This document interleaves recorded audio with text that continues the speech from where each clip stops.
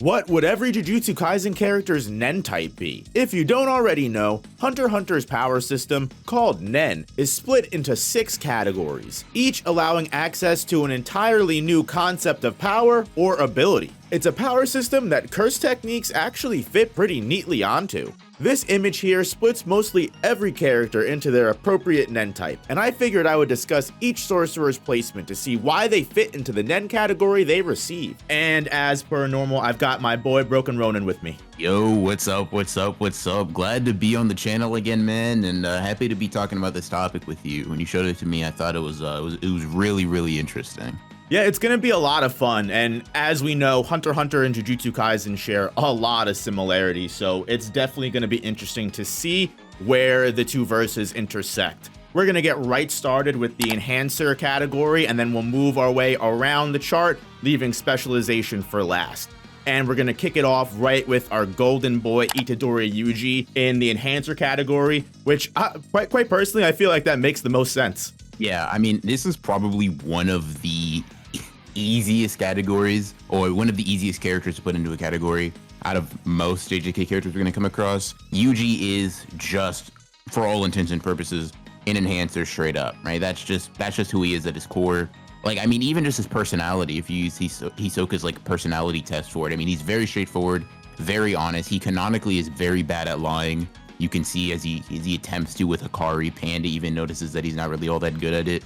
I think Yuji is probably the poster boy for enhancers, like neck and neck with Gon in that category, I would even say, in terms of just like how obviously that is the Nen category he would be best placed in. Yeah, I think the small like relations between Gon and Yuji are like unmistakable. I mean, from the simple things of Osu to just being left, right, good night merchants. I think Enhancer makes the absolute most sense. And so we'll keep it pushing, not even much to talk about there. We have something coming up here. We got Panda as an enhancer. Panda is a little bit interesting. I mean, I can understand him being an enhancer when it comes to he's just basically a powerhouse, but the whole multiple souls and transformation thing makes me wary. But also we have to remember that just because he's an enhancer, he can have small percentages of other aspects. But what do you think? Yeah, so I think Panda's interesting because 2 out of the 3 forms that we know he has are primarily focused on close quarters combat. They're primarily focused on like getting up close, doing damage. I mean, even, you know, unblockable drumming beat, while somewhat hacked in the way it works, is primarily like a close quarters combat ability that he uses. Gorilla mode is obviously meant for getting up close. Panda is kind of like an in-between of defense and offense, which is like textbook enhancer stuff. The only thing that I would say kind of makes me wonder how much he deviates would be obviously the switching of the souls, things of that nature. I think that is probably the most wonky, but like you said, being an enhancer primarily doesn't mean that you aren't the other things. I am curious though, from your perspective, what would you classify his ability to like switch into other forms? So like, would that be transmutation? I'm glad you asked, because I guess one of the things that I feel like makes it really hard to decide is that we've never actually seen what the sister core can do. Because obviously the gorilla mode is, as you mentioned, just more power, more strength with the unblockable drumming beat, everything like that. It's easy to say that that kind of goes hand in hand with the enhancer category. But let's say, for example, if the sister did have like the ability to be a 100% transmuter, would that kind of not be similar to, you know, Kurapika's specialization where he can just switch to 100%? But then again, if his sister is just more of an enhancer, or his sister just has small aspects of being a transmuter or an emitter, I overall don't know, because I guess that would change my answer. If, for example, if he just transformed, yeah, I guess it would just be transmutation. But if his entire arsenal of power changed with the sister core, that would completely change my opinion.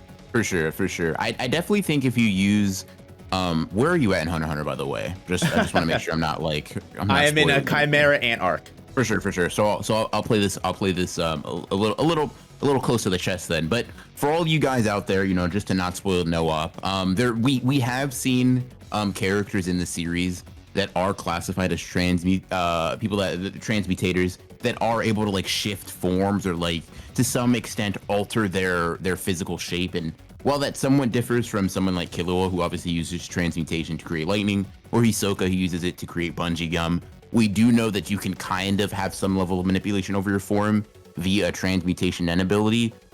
So it honestly, it is interesting because like while he has a lot of enhancer traits, it depends. What would you consider the core of his ability? His like the multiple souls changing forms, or like up close and personal? Because honestly, it's a toss up, especially since transmutation and enhancing are very close to each other on it. So like he could be one or the other, I guess, if that makes sense.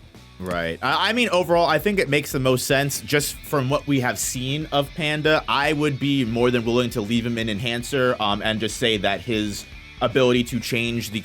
well, actually, you know what? I guess because what you're asking makes sense if his ability to change shape is the more 100% aspect as opposed to... I kind of agree with that. Transmuter makes the most sense, in my opinion, if that's the case. If we're saying that's his... Because that is his core. That is the biggest selling point of Panda, is that Panda is not a panda. So 100%. Yeah. When he's like, and I think we see it's like, oh, if you're 100% in transmutation, you'd be like 80% in enhancement and conjuration and whatnot. So like Panda being, you know, pretty physically competent, but not necessarily as 100% in that area as someone like Yuji, or maybe some of the other enhancer like characters we'll talk about later. I think makes a lot of sense. Yeah, I think you'd need to look no further than the fact that whenever Panda is in a fight that's worth something, he immediately transforms to gorilla mode as opposed to fighting with his own two hands first, which I think ascribes us putting that as his like main Nen type. For sure. All right, and moving right along, we would have Maki up next, which I guess may be a little controversial because while Enhancer, in my opinion, if we were to give Maki and even Toji a Nen type, would make the most sense. But I've also seen opinions that Maki and Toji would probably be the same as they are in the JJK verse, where they would just completely sit out of Nen. But Ronan, with you just knowing a little bit more than I do, like, what are your opinions on that? And where do you think like Heavenly Restriction would it fall into Nen in some way, or would it be correct in saying they're also Nenless? Characters with no aura, I think, are, and it's crazy to say considering how rare people without cursed energy are, but like are even more rare than people without cursed energy. Like we have Maki and Toji as notable examples as people without cursed energy and whatnot. But from my recollection, I actually can't remember anybody that lacks Nen that didn't lose it as a result of like some contract. This is like really headcanon-y, but I guess so is the premise of this video. You could maybe say they're like born from Nen contracts that enhance their physical ability at the expense of Nen, meaning that they don't have any particular Nen type. They would closest aligned to being enhancer types, like if you were to, you know, shove them in any Nen category, right? You could even make an argument that in universe, what they would do is like replace their Nen with, you know, extra physical strength, because we know Hunter x Hunter characters don't require Nen to be superhuman in that capacity, and they just miss out on all the other aura applications and whatnot. But yeah, if I had to be honest, like their very existence kind of acts outside of power systems in general, right? Like if you put them in My Hero, they'd be quirkless. If you put them in Naruto, they'd have no chakra. Obviously in JJK, they have no cursed energy. So with Hunter x Hunter and Nen, it definitely leaves a very interesting scenario. Like, don't get me wrong, they are very much punch kick / merchants, right? They are, by all accounts, extremely reliant, exclusively reliant on their physical abilities and their capacity to overwhelm their opponents via force. However, it's sort of tough to determine whether or not that means like they are enhancers full stop. It's definitely, it's tough. Both interpretations can exist without necessarily like one being objectively wrong, in my opinion. I would lean towards them being outside of Nen. You know, I could also hear the enhancer argument for sure. As the Hunter x Hunter noob, here's something that I would pose as a question, because I do know a little bit about contracts and a little bit about all these different things. Would it be possible to say that Maki and Toji are able to like make some kind of special contract that in exchange of eliminating their aura, they get that enhanced physical strength and everything like that? Would you say 100%. That still falls in Enhancer? 100%, yeah. Now, It's interesting because it might not necessarily work in the way that it would for JJK. It might be closer to something where like they are swearing off the use of Nen, but they have the capacity to. So something like Karapika, for example, right? Where in exchange for pure physical might, they still have Nen, but they seal all of it off with the exchange of their life being in the balance if they open up their aura nodes. Like, you know how we see Gon and Killua do so when they're first learning Nen. Obviously, that's how you get any of your basic abilities. But yeah, I think generally speaking, if you can do it with a binding vow, this is a fast and loose rule, but you can most likely do it with a Nen contract, right? You could probably swear off all of your Nen in exchange for like some capacity of physical strength, and that could probably be enhanced even further depending on like what you're willing to put on the line, what weaknesses you're willing to engage in. Obviously, Karapika's chains get even stronger because of the limitations of only using it on the spiders and having his life hang in the balance. So you're able to certainly make pretty crazy contracts, so long as everything's kind of the checks and balances are in order, for sure. Awesome. So yeah, Enhancer, in my opinion, makes the absolute most sense. And we even have Toji coming up later, so I think it just makes the most sense to probably put him in the same exact category as Maki. Moving right along here, we have Jiro Awasaka, and the inverse curse technique, at least on this chart, it claims Enhancer. However, I would probably disagree with that. I'm not sure if you would agree. I would, depending on how you view the inverse, I would probably say it makes more sense in either Manipulator or Transmuter. Yeah, I don't know. Explain a little bit, because Awasaka's ability is certainly interesting in a way that is like, what would you argue he's manipulating or transmuting his aura into? So at least the way that I understand the inverse, the idea is, because I guess you could make the argument that depending on how inverse actually affects Awasaka's body, is it automatically, increasing his defense when a strong attack is coming to cause that inversion? Same thing with like if a weak attack is coming, it lowers his defense? Or is it more so that as the attack is incoming to Awasaka, in this case his Nen aura would actually change the strength of whatever attack is coming in? Like if a strong attack comes in, as it enters his range, it becomes a weak attack, or vice versa. So I guess that's my understanding of it, where I would say it's not necessarily Awasaka is strengthening himself to take the attack. It's more so Awasaka is actually changing the properties of what's coming at him to achieve that result. Okay, for sure. And I think I could see that maybe being a manipulation ability with the Nen contract, the higher the amount of Nen, right, that is incoming on impact, the more it is lowered, and then the lesser amount of Nen it is, like the impact is actually increased. You would kind of get into like almost hard numbers, or at least theoretical numbers, sort of like what like Knuckle did when he's using his ability with Gon, at least how he's explaining it. You would get into how much aura is attacking and whatnot. I could see manipulation. I could see manipulation for sure.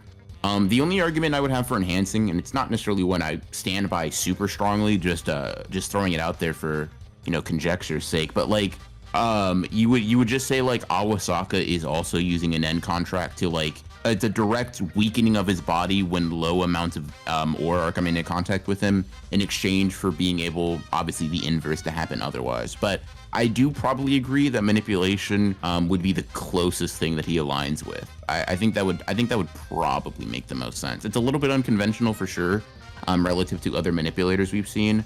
But in thinking about exactly what else it could be, aside from being a specialist, which I don't know if we've made clear, but for anybody wondering why we don't just put like Toji and Maki there, for example, even though they are obviously special cases, we're trying to make it so that like the specialists truly do seem special. Like we're not just throwing every somewhat nuanced or hard case in there, because I feel like at that point you kind of negate the meaning of it entirely, if that makes sense. Exactly. And I guess one of the most important things to be, and making sure that a lot of these categories make sense, would be defaulting to Hisoka's personality test. Like, for example, I think it goes without saying that Enhancer makes the most sense for a character like Toji or Maki, not in the sense that they never lie or they're never afraid to, be deceitful, but I think in more sense they are straightforward in a way that like, look, I'm gonna beat your ass because I know I can. And the same way I imagine Toji just confronting the guy in the ramen shop in the anime. He's like, yeah, you really want to do this? Yeah. And like Awasaka, we don't really know too much, but when it comes down to argumentative and logical, on the other hand, when it comes to pursuing their own goals, they do not listen to what others might have to say about it. I don't know how that may relate to him. Again, we don't get too much into the characterization of Awasaka, but I don't know how you feel like that may interact with the decision, but basically everybody besides enhancers play things a lot closer to their chest, and Awasaka obviously does so with inverse. So maybe you can make that argument for sure. Awasaka is just an interesting one. I think this would be the first one that I would even consider specialist for, but the ability is rather simple in the grand scheme of things. So I would hesitate to put it there for the sake of like, for the sake of the integrity of that. We're not working type, on Krollo condition levels over here. Okay? Yeah, exactly, for sure. But yeah, I think this is definitely the most debatable one so far, but I feel like it's going to be something that we run into over the course of this video a lot, and it's not because of a fundamental misunderstanding of the curse technique or just Nen type or whatever. It really comes down to just trying to make sense of how the ability would play. Well, an ability in an entirely different universe plays in the Hunter x Hunter universe. So this definitely won't be the first time you see us unable to really come to a full conclusion. But the next one is relatively easy considering how straightforward of just a character and swordsman that they are, which is Ogi Zenin, Maki's dad, also falling in the enhancer type. And unless you disagree, I feel like that makes the most sense. Unless you want to say, the new Shadow style may actually involve some different type. So it's actually not new Shadow style that gets me to that conclusion. It's actually the Blazing Courage that makes me think he would be a Transmuter. See, I completely forgot he did that. Yeah, that would sort of be like my argument for it. Like, obviously pretty straightforward fighter, but I would just say like until he that's his curse technique, that would be in Nen and Hunter x Hunter terms, that would be his Hatsu. So I would just imagine that he has a transmutation type of ability that I would just say, oh, he's literally just converting cursed energy or Nen into another element. And I would consider that like basically pretty much transmutation in its essence. I think there are a couple of other characters like Ogi that'll fall in there. I do get what you mean though in terms of like fighting style for sure. But I think there are going to be a couple of characters that and obviously we won't get into them just yet, but just to use them as an example, right? Take Toto for example. Very straightforward guy, very like strong and brutish, but his curse technique deviates from that to an extent that would make me determine he's not necessarily just an enhancer based on his personality and like bruiser type of approach to fighting, if that makes sense. No, I completely 100% get you there. And you're right, in which I didn't even consider Blazing Courage when I made that decision. That's how forgettable some of the Zenin clan truly is to a certain degree.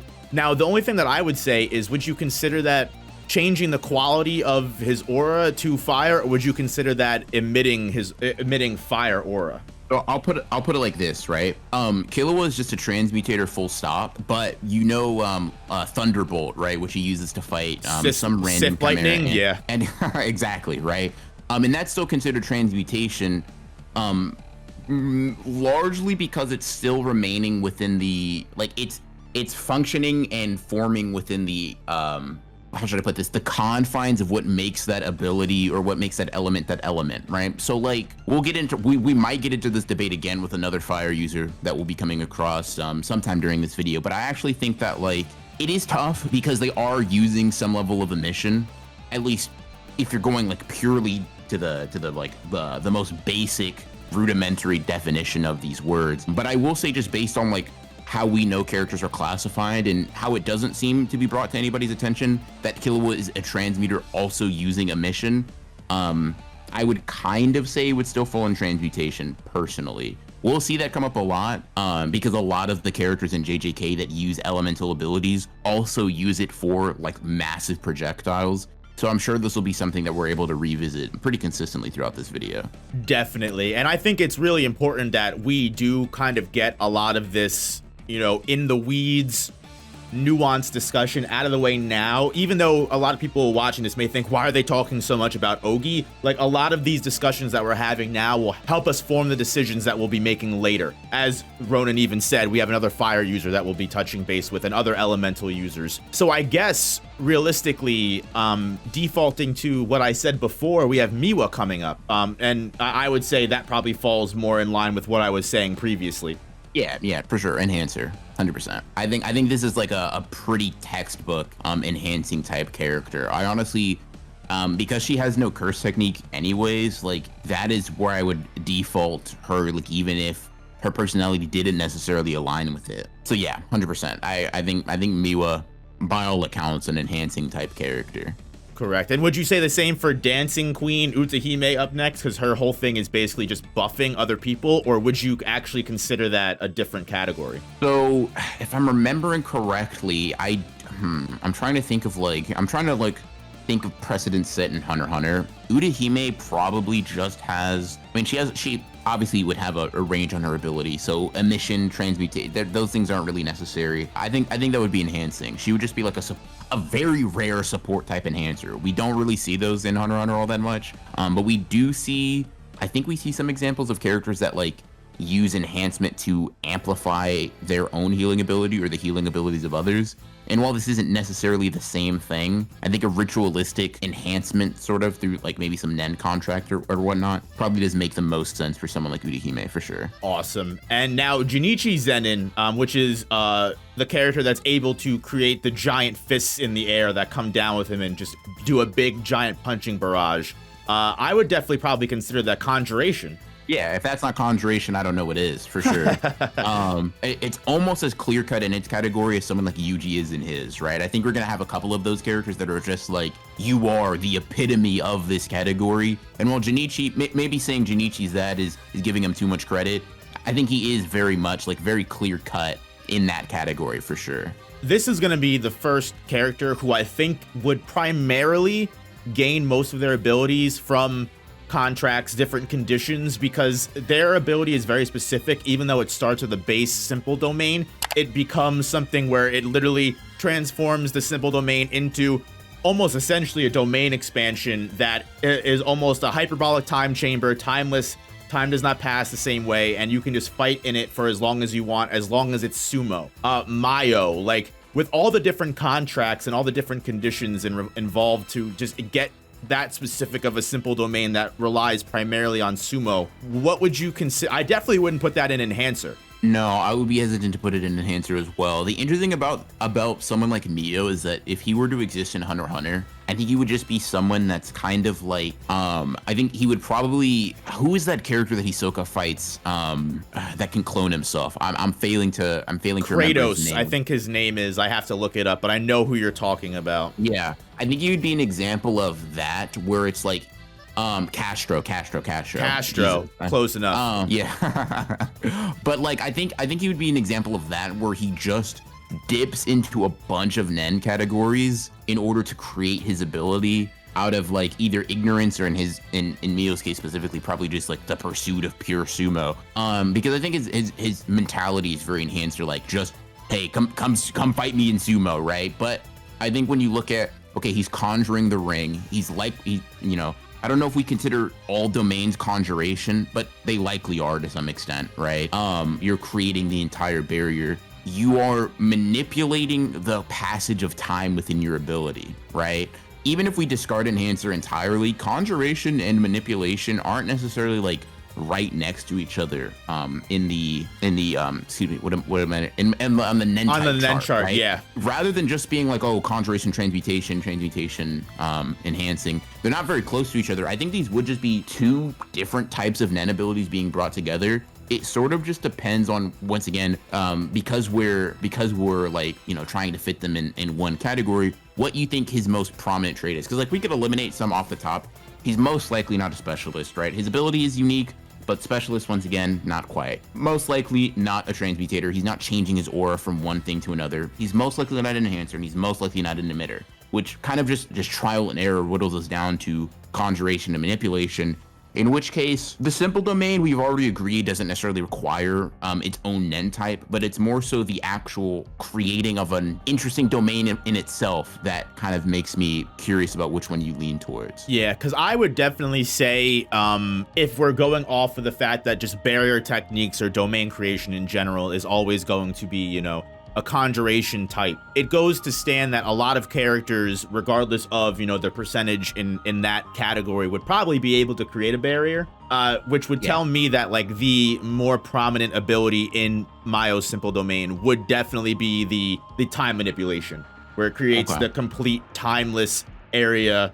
Now, I guess it also depends on how strict the condition of it has to be sumo going on in there, because that's not something, you know, that's kind of just getting into the nitty gritty, I guess. But I feel like manipulation of time would probably be, or need to be, the higher percentage, as opposed to just making the barrier. For sure, and I think I would agree with that. In terms of making it work for Hunter x Hunter, it's definitely tough, because I will say, even though Cursed Energy can get pretty matter of fact, Nen, in my opinion at least, is on a totally different level.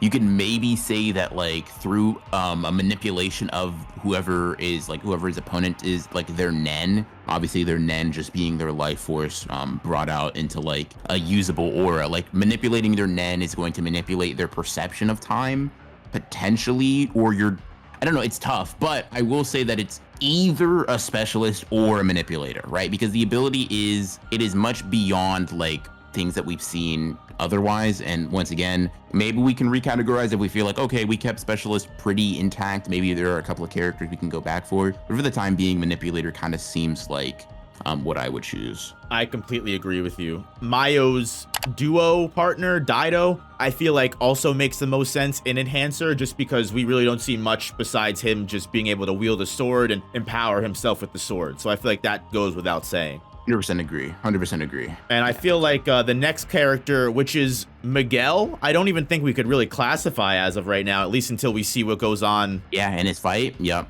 It would be, it's very tough. I mean, he seems like, just based on the way he's fought, and I guess I would lean towards him being more of an Enhancer type. I mean, yeah, Enhancer is probably the way I would go right now, just better safe than sorry, but it's currently just a toss-up. It's currently just a toss-up. And we'll move on to the last character in the Enhancer category, at least as opposed to the meme we're using here. We've got Kechizu, which I'm not sure how that makes sense if we're just to go off of blood manipulation, but I mean, not that Kechizu has much blood manipulation, just has the spit attack, and maybe that's where that idea came from. But got you. I don't know if you want to address them all simultaneously, just because they have very similar techniques. Because I feel like going this in depth over Kechizu is crazy, but it is something that we have to do eventually. Obviously, they're manipulating their blood and whatnot, whatever, but they're not manipulating external forces, like external characters, which makes me kind of like not dismiss them from the manipulation category, but it makes me hesitant to put them there. Enhancers, not quite. Transmutation, that's the one I'm leading towards. I agree. Maybe. Specialist, not quite. I think what they are doing is pretty much they are just transforming their Nen, their cursed energy, whatever power system you're kind of filling in the blank for. They're able to enhance it or give it certain properties, right? They're able to have certain aspects of the blood. Like, for example, Hisoka, as he says numerous times, Bungee Gum gives them the properties of both rubber and gum, right? He's able to sort of like pick and choose which aspects. Even the poison aspect that comes from Choso's blood is like just by nature of him being like half curse, half human. So yeah, I mean, I think that's manipulation. Emission, not as much. I mean, if you really wanted to push it for like piercing blood, you can maybe say that's an emission ability. Honestly, to say, at least in my opinion, when it comes to the transmutation aspect, I feel like you said, they're basically, at least in Choso, Esso, and Kechizu's aspect of the blood manipulation, they're basically taking their energy source, converting it into blood to then be used as an attack. And also you see things like Flowing Red Scale, we're basically changing the properties of our blood to coagulate and empower, Choso's fists, or in a sense of he uses it to empower and block Yuji's punches. There's a lot of different ways of, I feel like, especially the way that we see Choso use the ability and just use blood in multiple different ways and just change the way that the blood is able to work for him. Especially the way that we see Choso use it in the anime, where he's like throwing the blood at Yuji and then just ripping the blood off of him. I feel like it really comes down to most blood manipulation is involving changing the properties of blood. So I agree with the Hisoka comparison for sure.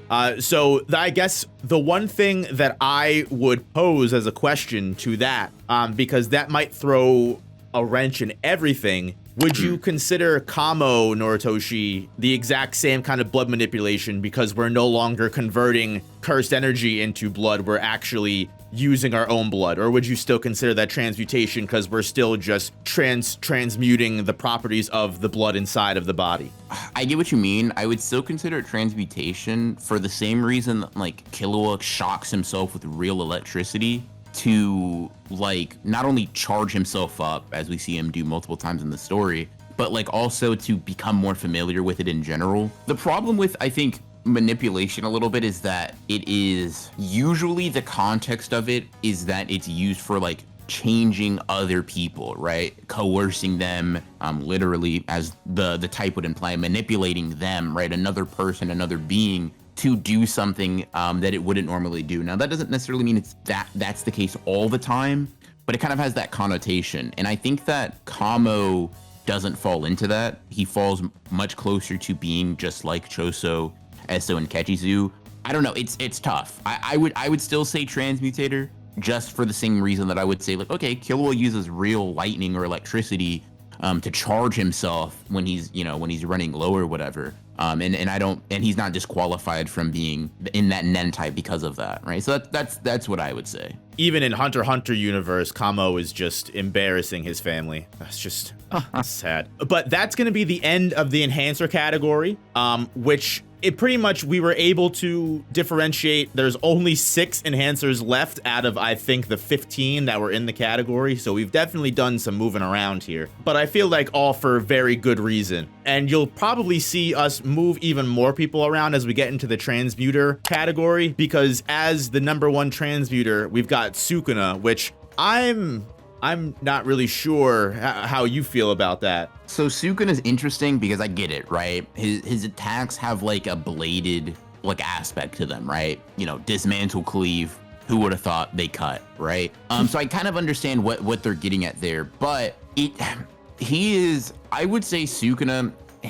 Okay, here's the thing. It really depends on if we're exclusively classifying his technique as dismantle and cleave, or if we're talking about the overarching context of like whatever the black box is, right? If it's that, Sukuna might just be a specialist in the same way Kurapika is, where he can use multiple Nen types without problem. I completely agree with you. And I feel like obviously this may change over time as we get more concrete information when it comes to Fuga and it comes to just overall what the black box may be. As far as the category of cleave and dismantle, again, I guess it comes down to if you're figuring that Sukuna is literally just creating slashes that just appear.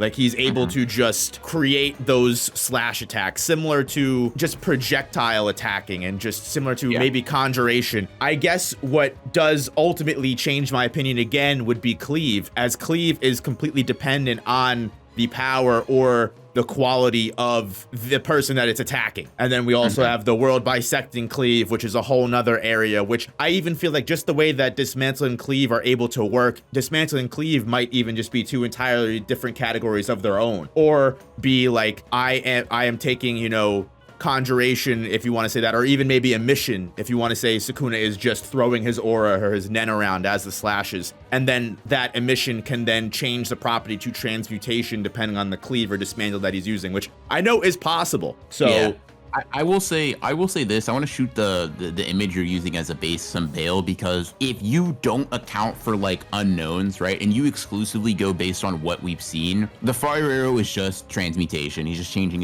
his aura into fire, right? Then he's launching it or whatever, but it can be transmutation with like an emission sort of like supplement. We've seen many, like we even said, like potentially piercing blood is like that, right? So that's not the worst thing in the world. And then if you say that he's sharpening his cursed energy and then launching it, I don't know what invisible thing he would be using as inspiration, but like we've seen Hisoka, I'm gonna keep using him because he's a very textbook transmuter, right? Taking on the properties of rubber and gum, 2 things that are kind of similar, I guess, but like he's just taking 2 separate abilities or 2 separate things that exist in reality and taking them together, right? Whatever invisible property, whatever invisible thing he may be modeling his cursed energy after, we don't know. But we do know the other one is based off of like slashing, knives, bladed weaponry, whatever. So if he's just taking the properties of blades and blank, obviously attacking with it, using it in a projectile manner, like Hisoka can do with bungee gum, like Killua can do with his like thunderbolts and whatnot, right? then that can be transmutation. Where I think specialist category comes in is because I don't necessarily believe that the black box is full stop just changing the properties of his ability. It might be something slightly different. It's interesting though. It's interesting because a lot of the abilities that he has could fall into transmutation, maybe with like binding vows, or rather than binding vows, nen contracts. The problem is when you get into like a cleave that cuts not the like no target, but like space existence in the world itself, right? It becomes like, well, what is the analog that you're using to get that effect with your own ability? Because he's not just sharpening his nen further, right? It takes on an entirely different property. So that's kind of where I lean when I say like Sukuna is probably a specialist, the first one. And it makes sense when you consider who Sukuna is, because he would either have to be a specialist or so proficient with nen that he can just use multiple categories with 100% efficiency anyways. Like, I don't think that's out of left field to say at all. Yeah, 100%. So yeah, I'm definitely someone that thinks he's probably a specialist in the sense that like he's allowed an amalgamation of different abilities that touch on different nen types in order to get the desired effect. And we also know that it's even possible to become a specialist later in your lifespan. So it's also possible that even if Sukuna, let's say he did actually start with Dismantle and Cleave originally, or even just Dismantle, and then he just slowly proceeded and progressed his curse technique and his abilities. It's not even out of the stretch of the realm to say that Sukuna was born a transmuter, and then over time, as he ascended and became the king of curses, he became a specialist. You know, there's definitely been a bunch of different ways that could go. Yeah, 100%. Or you could even say like he's a part-time specialist, like Kurapika, where the condition is opening the black box, right? And he becomes a specialist when he taps into that, in the same way that the Scarlet Eyes allow Kurapika to temporarily become a specialist, right? Like we actually have examples that could allow him to be, most of the time, a transmuter, part-time specialist, right? Depending on, you know, the circumstance or what aspect of his technique he's dipping into. So honestly, you know, thinking back on it, being a little bit more charitable, I can see how they got to transmutation. I just think a more encompassing breakdown of his nen type would be specialist, considering everything that we're seeing and still have yet to see from him. And from what we know of Kurapika's whole dedication to even creating that entire specialist condition that he has, it wouldn't be out of left field to say that Sukuna, a 1,000-year-old sorcerer who we know is even famous for possibly ascending past humanity, possibly ascending past sorcery as a whole to something entirely different. I don't think that's even crazy to say. I doubt that could even be argued against. Again, it could be something that changes later, but as Ronan said, I completely agree. I think specialist or even just part-time specialist makes the most sense for Sukuna, and he definitely has that that unique personality for it. That's for sure. But also, he does fit neatly into Transmuter as well. Same as Hisoka. Now, up next would be Gaku Kanji, who does Gaku Kanji have the buff ability, or would he just be an emitter? No, I don't. I mean, I think he was just part of the ritual. Like, I think he played a part in Urahime's ritual, right? Like adding the music. I think he's just an emitter. Yeah, because besides that, he's basically just using his guitar to literally just create aura projectiles. Yeah, they don't change in their form. It's just cursed energy. I don't know if you wanted, like, you can maybe make the argument it's like, oh, she's transmuting it into sound waves, but I don't really see it based on like how the anime depicts it, based on how like the manga depicts it. It doesn't seem that they're taking on a sound wave form. It seems that they are just cursed energy that he's launching using the guitar as a medium. Maybe you could say that's an end contract, right? In exchange for extra outputting ability, he can only use this Hatsu when he's wielding the guitar, something of that nature. Right, I agree with you. I definitely think if it was more sound-based, we would have seen that in the short battle he has with Juzo, where it doesn't seem like Juzo he's literally just putting his axe in front of the cursed energy attack and then just blocking it, as opposed to we don't see him try and like hold his ears or like stop the sound from coming in, where I think, you know, if we do, by the God of Grace, ever see more from Gaku Kanji, that's definitely an interesting way that you'd be able to take his, you know, technique and ability, you know, the human amplifier. But as of right now, yeah, like Ronan said, I think emission just makes the most sense. Now, Kusakabe, the goat who just had his moment, would we basically just put him in the same as Miwa, just you know, Miwa 2.0, or do you have anything? No curse technique. He's just more proficient. You know what I mean? You know what I mean? Like, I'm not sure how we arrived at Transmuter. Yeah, I I'm trying to think, like, because simple domain isn't like a pre-existing thing that you're changing your aura into, right? It's closer to N. You know what I mean? You're familiar with N, right? I agree completely. I said the same yeah. thing actually when we just got the chapter, that the way that he's able to expand his range of simple domain is similar to N. Yeah, I mean, listen, that's where Gege got it from, bro. The swordsman, like, it's literally Nobunaga's ability. Like, it's what Nobunaga did, right? He sheathed his sword, encircled himself in aura to instantly and like subconsciously react to attacks. Like that, it is just that. And you know, N is just one of the basic principles, not basic principles. It's just one of the advanced aspects of Nen that everybody can use regardless of like your individual Nen type, right? I would 100% say that like he is just an enhancer, full stop. That's definitely who he is at his core. Right, and I think if we're to go off of what we said, where conjuration is just the barrier, that definitely helps out with, I guess, pinpointing what each specific curse technique would be as we start to get into more of characters that have more of a domain expansions, and that's not constantly tripping us up where, oh, well, I guess they're a conjurer. It's just not even, it's just clearly something. And also for, you know, not to foreshadow, but Gojo is someone, as we know, who can literally tap into all of these, what we would consider like just jujutsu basic techniques that really anyone can use. It definitely makes it easier when it comes to, you know, categorizing someone like that, because we don't even have to consider their ability to make a simple domain or their ability to make a barrier really going into their entire category. Now, here's one that may fit the bill entirely. We've got Yuki Tsukumo, the special grade who is known for mass manipulation. I guess I could say maybe it's a little interesting considering you have to consider how mass interacts with everything. And also she is from Garuda, her Shikigami. She's also able to transfer her curse technique of mass manipulation onto Garuda. Now, again, we know that Nen users can access different categories. I'm curious if you think transmutation makes sense. Yeah, 100%. I think she would just be a transmutation conjuration like combo.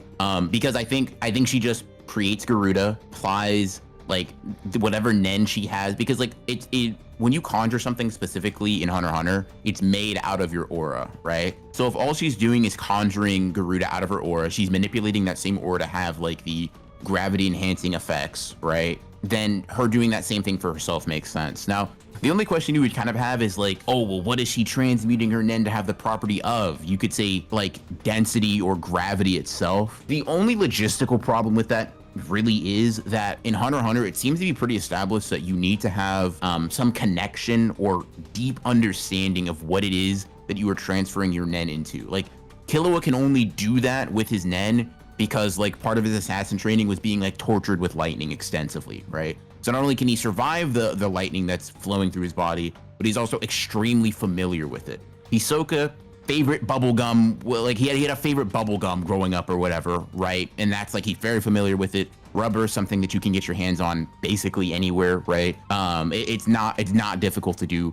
Gravity itself, right? Like the concept or mass or density or God forbid a black hole, that's a little bit much. But you just have to consider that sort of, that's just one of the consequences of verse swapping. Some limitations apply to one series that don't apply to the other. Generally speaking, I do think that she fits pretty simply in a transmutation type of ability. Like it demonstrates itself in a way that like an enhancer would and just making her hit harder, but she's not enhancing all of her body because she's not more durable because of it, right? Kenjaku makes that explicitly clear. She's just enhancing her attacking power because it's mass manipulation. So I was even going to bring that up, where the entire argument against enhancement would be that if we were to go based off what mass manipulation is capable of, then Yuki should also be able to do the inverse of such, in which she can, you know, drop her mass to a lower amount, which would completely invalidate the enhancer argument. And I think up next, we can get a little bit back into the elemental discussion of where elemental fits, because we have Dagon coming up next, who we know is basically literally just water manipulation. I mean, you could say that the aspects inside of their domain might change things, but yeah, because that changes to conjuration for sure. I think he would just be like Yuki, actually, because he summoned Shikigami, right? So he would have transmutation primarily with a conjuration, like a bit of seasoning, if you will. And conjuration and transmutation are right next to each other, so that Yeah, that flies. it tracks. It makes sense why he would be able to do both with relative proficiency. I'm trying to think of like anything else. Maybe you could say like this is something that he kind of does. Like he uses manipulation to give himself the wings. Unless Or that's to make just the like, Shikigami invisible. yeah, right. But I think generally speaking, like for the wings part, you could just argue that's just part of his anatomy, right? He just like folds or unfolds them. He's not even like changing form. That's just how he's built. Primarily being a transmutator with his water manipulation, right? With the conjuration as a thing he does mostly within the domain. I think that makes a lot of sense. And you could even say the reason the Shikigami are so potent is because of the Nen contract that, you know, he only uses it within the confines of the barrier, et cetera, et cetera, et cetera. Like there are a million different ways to justify and explain why he can be such a strong conjurer while also primarily being a transmuter. Exactly. And we know there are a bunch of different conditions that can play when it comes to creating a domain expansion. I mean, you need not look any further than just Gojo versus Sukuna in general to see all the different things that can be played into a domain expansion. So I definitely think it would make sense in the purposes of the Hunter x Hunter world. In order to achieve that innate technique of their domain expansion, there are certain factors in play where they can create that scenario as opposed to just deeming every domain expansion, you know, user a specialist just to give them that, you know, just to give them that ability. So I think if we're going based off of just elemental in general, I feel like Arame, who is next up, pretty much just sits pretty neatly right next to Dagon with just regular ice manipulation. This is why it was important to discuss like whether or not making projectiles made you an emitter or something of that nature. Like shooting them out, it could just be transmutation with like an emitter twist. Like we see abilities like that where even though it's not super optimal, you do that. But like I do think this is just pure transmutation. It's just aura into ice, right? I mean, it's once again, they're one of many poster children of what this ability can do, and like kind of like a baseline for what it is. Exactly. And I guess to touch on the only counter argument I could really see when it comes to specifically elemental people like this, because I can see people going for, oh, well, they're basically just creating water or they're creating ice out of nothing, like they should be conjurers. But I think ultimately the aspect of, and if we're considering that they're actually not creating these elements out of nothing per se, they are essentially just using their aura, if we go by Nen, or they're going to be using their curse energy and then changing the curse energy into whatever element they're using. And we can confirm that when Hanami's fighting Yuji and Todo, they basically say that, like, yes, they're able to create these large forests even better than maybe Hashirama himself, just because curses have just such a boundless amount of curse energy. They're literally made of it. Arame, of course, not being a cursed spirit, may not be able to create as much, but they're still at the end of the day just transmuting their curse energy into ice. And you'll see what we think real conjurers are, because we're like actually pretty soon going to come up on a couple. Like Junichi's another example. He's not transmuting his aura into fists, he's making extra fists, right? There's a distinct, it's kind of like a fine line, but there is a distinct difference in what that conjuration looks like, right? Kurapika isn't changing his aura into chains, or in something that has a chain-like property. He's making chains. So you know, like I hope that distinction is clear for anybody that, you know, anybody that's confused about that. No, like I said, I think the cursed spirit using, I think that is the truest sense of what makes our argument for us, is that like we get that confirmation that that's what they are doing, as opposed to someone like Junichi that's basically his technique is to create fists, as opposed to I'm turning my energy into this. I guess now this character, I'll let you take over because you literally just did a Killua versus Kashimo video. Do you think Kashimo sits right next to Killua in the Nen category, or do you have anything different? 100%, transmutator. Let's see, I'm trying to think of like any arguments against it. I mean, he just lightning pretty straight up, cloaks himself in it, kind of has a lot of the same effects that Killua would have in combat. His curse technique just has the contract of, you know, death. Yep. Mythic Beast Amber, you could say like, okay, like, I mean, he's still just, all that is he's getting like a somewhat broader transmutation ability in exchange for dying. Now it's not just lightning, but it's anything that is like lightning based in its phenomena, which can be like electromagnetic waves, sound blast, whatever. I mean, different things. Maybe he's adding a bit of emission onto it from maybe like the sound blast, if you want to say that, but generally speaking, transmutation. And interestingly enough, his best friend, his opponent, Hikari, is up next. And now Hikari is an interesting one. I'm not even really sure where to begin on classifying him. Yeah, his jackpot is really weird. I don't know if maybe we would just default a specialist or... So I think he's probably someone that's a specialist on conditions. I think base-wise, he's probably like a Transmuter and Conjurer, creating the doors and using them to attack. Obvious conjuration. His cursed energy has a sharp nature to it. I think that's obvious manipulation. Not manipulation, sorry, transmutation rather. So I think he would generally just, he would conjure shit, he would transmute things, and then when he opens his domain, the conditions are for 4 minutes and 11 seconds, he is a specialist, and he gets to like, basically gets that condition to keep becoming a specialist so long as the domain jackpot lands, is kind of how I would view it. Another interpretation, well, I'm trying to think, like, can you explain his jackpot through something else besides specialization? Maybe it's just like off the chain enhancement, like his aura just increases so much, and then like because he's enhancing his bodily functions, he's enhancing his healing factor. But I think it's the healing and his access to the auto regen and just infinite curse. I think in the Hunter x Hunter's grand scheme of things, it makes more sense that he just unlocks the ability to use similar to like Kurapika almost. He just unlocks 100% and can use whatever he needs to be, you know, OP for the 4 minutes and 11 seconds. I really don't think there's any other way to describe it besides specialist, but I'm sure there's arguments that could be made for people down in the comments. But all right, so that finishes up Transmutation. We got everyone there, and Hikari was definitely weird to place, but we may find we're gonna run into that a couple more times as we get into Conjuration. Although maybe not the first one on the list, because Mai Zenin, I mean that's pretty clearly Conjuration here. Yeah, the technique is like, isn't it called creation or something, like a synonym for conjuring something? I think I kind of gave this credit to Junichi and I shouldn't have. This is definitely a Mai and Yorozu a sort of category. I think they are the most obvious poster children of this, if you will. Yeah, considering that Yorozu is literally just, you know, I'm sorry, I should say Mai Zenin is just Yorozu light. Like, she is basically, like, and I'm honestly glad, as controversial and as unliked as Yorozu really is, I'm glad that Gege at least was like, all right, I wasted too good of a curse technique on Mai. I gotta run this one back. Yeah, let me show y'all. I got something. Please. Yeah, I think the only thing for Yorozu is that like she does use, I think, manipulation. Other Nen types for sure. Yeah, look at her curse technique, right? It's conjuration more than it is anything else. And up next is someone that you and I both knew was gonna be an interesting categorization as soon as we saw where they landed.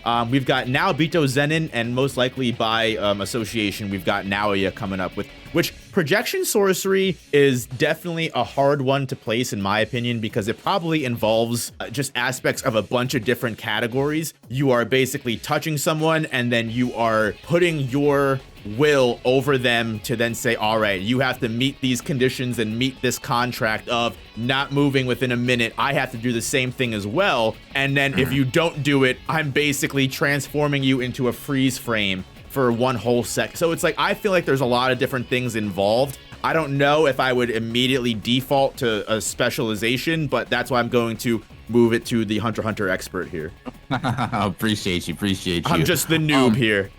I would say that the turning into frame part is textbook manipulation, right? It's like our auras connect. I put you, like, you know, if I touch you with my palm, you're now placed into the condition, you know, move in 24 individual movements within a second, get frozen, right? That's sort of the manipulation condition.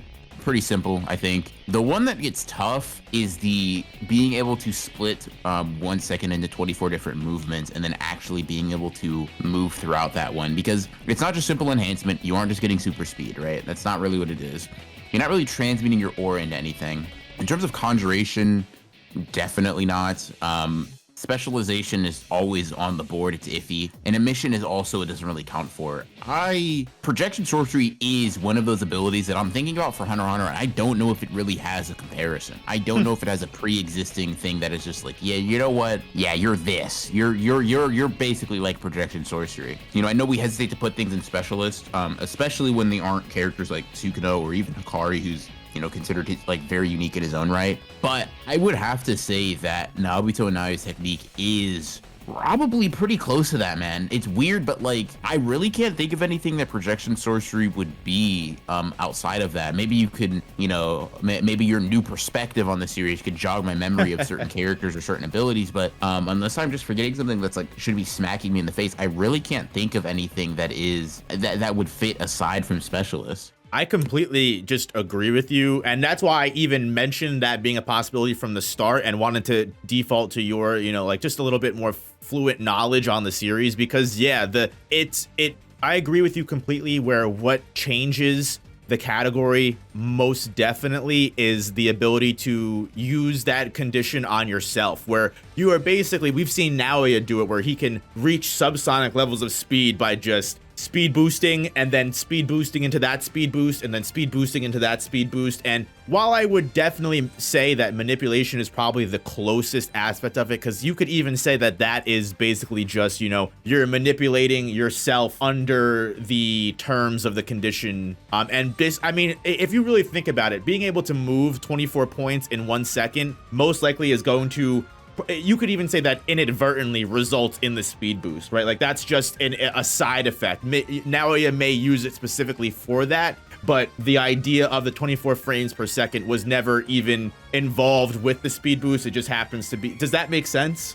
Yeah, I understand what you're talking about. I understand what you mean. And I mean, we've seen self-manipulation before, actually. I think it's possible. We just haven't seen self-manipulation of that degree. And it's harder to like, you're now manipulating your own Nen so that if you don't follow these conditions, this happens. If you do follow these conditions, you get the speed boost. Like that's the give and take, maybe. I could see something like that. Do you think Naoya's domain expansion may shed some more light, just the way that that interacts with people? That's definitely textbook manipulation, in my opinion. That's just obey my conditions unilaterally, like, or your cells start freaking out, right? Like to me, it's just amped up of the touch you thing.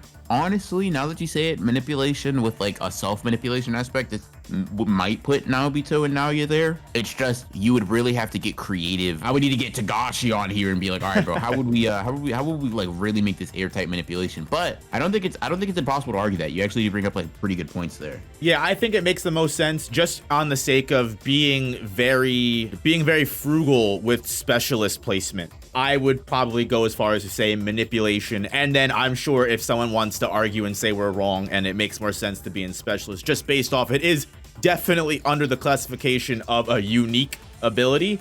Yeah, like I said, I just think a lot of the aspects of it fall more in the manipulation side. And like I said, it wouldn't surprise me if we're going by Hunter x Hunter verse standards, the idea of projection sorcery was created with the whole manipulation and freezing aspect in mind. And then I wouldn't even say, you know, this is obviously headcanon, but later on after using the ability, they go, oh, I can actually boost my speed with this. And that's something that comes more out of a knack and utility of the ability as opposed to that actually is an underlying condition of it. Yeah, no, I agree. That makes a lot of sense. Moving on, we have another person in the conjuration category, supposedly in Nanami Kento. And now the 7-3 technique is definitely something that I think would be interesting. Would you just consider it an enhancement because you're basically just enhancing your power to always hit a critical hit? Or do you think the idea of the 7-3, which you are basically analyzing the opponent, finding the best possible place to hit them, and then gaining it's almost like you're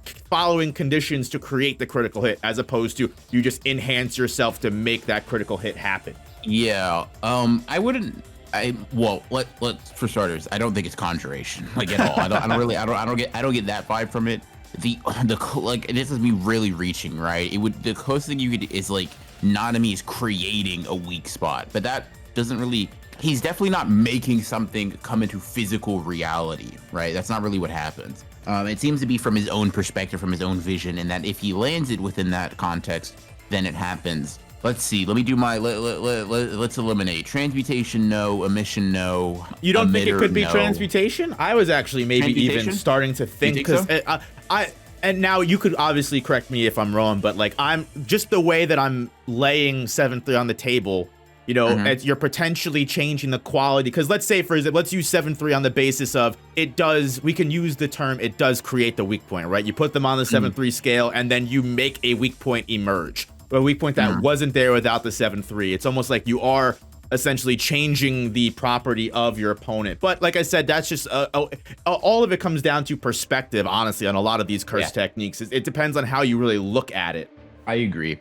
I think you could actually, now this is gonna sound wild. This is gonna sound, because I eliminated enhancement earlier, and it's still kind of like, it's still a little bit out there, but just walk with me here and see if I'm hitting anything, right? So you would start with like overtime being a pretty typical just enhancement thing, right? I limit my amount of nen for a certain amount of time, and in exchange I get more, so I get physically stronger, faster, more durable, etc., etc. How that would apply to the ratio technique is, this isn't necessarily how it exactly works in JJK, but all of Nanami's non-critical hits are weakened to some undescribed amount, right? In exchange for those hits landed on that 7/3 spectrum to be enhanced beyond the amount of nen he already has, right? Like I said, you actually have to do a little bit of tweaking.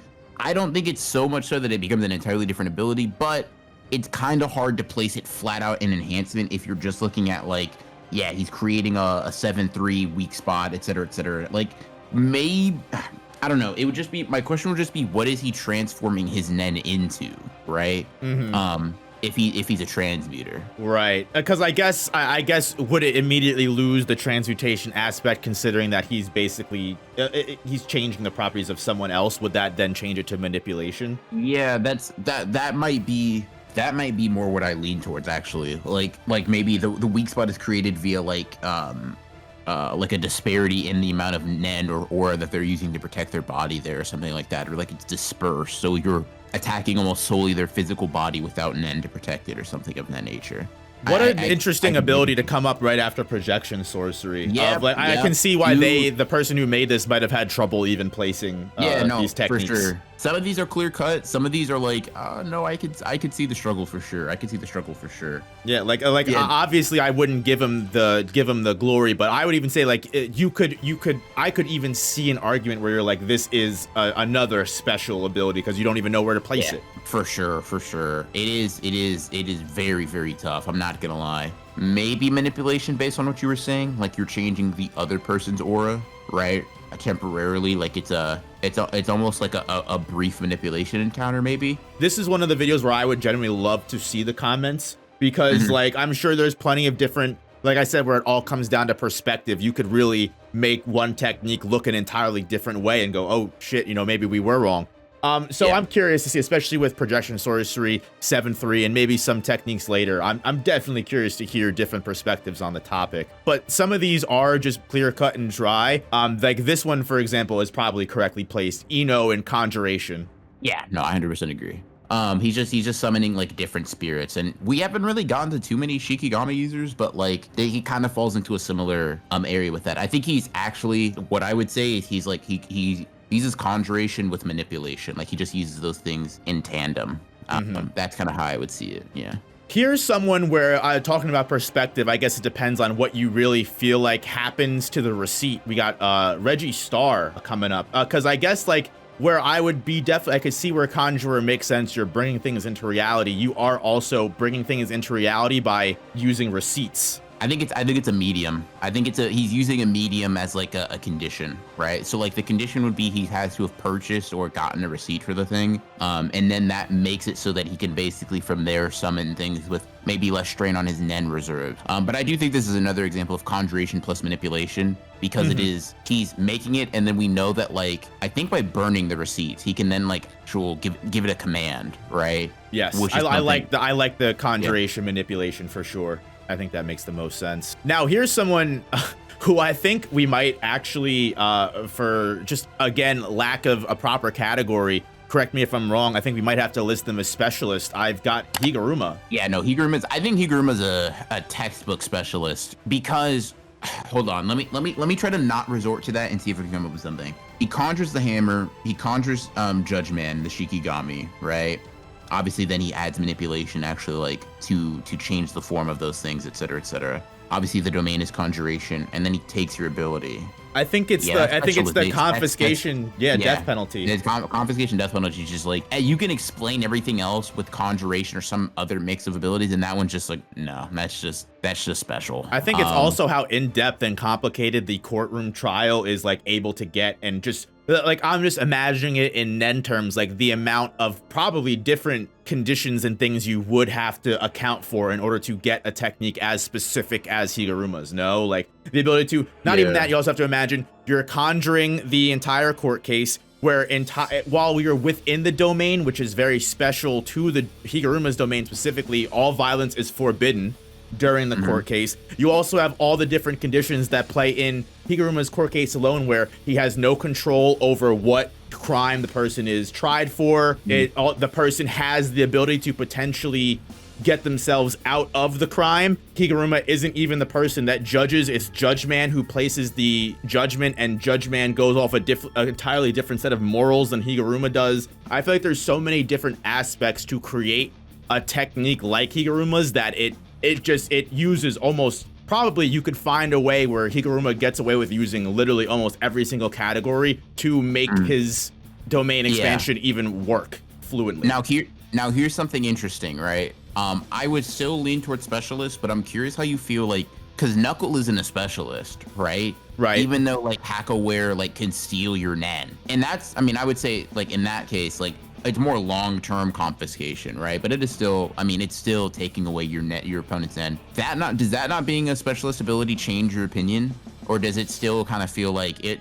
Especially with I'm thinking with the death penalty still, it's like, I was gonna say, I think the death penalty immediately then takes it to the next level, you know? Yeah, no, that's fair. Because that's almost again taking the technique and like bringing an entirely different category, an entirely different ability into, like, I'm sure you could pinpoint and place like confiscation into a category. You could pinpoint and place, like you said, Higuruma's gavel and his shape-shifting hammer, weapon into a category. But I just feel like because there's so many different categories that all stem from this one ability, that's what makes it the specialist, as opposed to like, Yeah, no, I get you. That makes sense.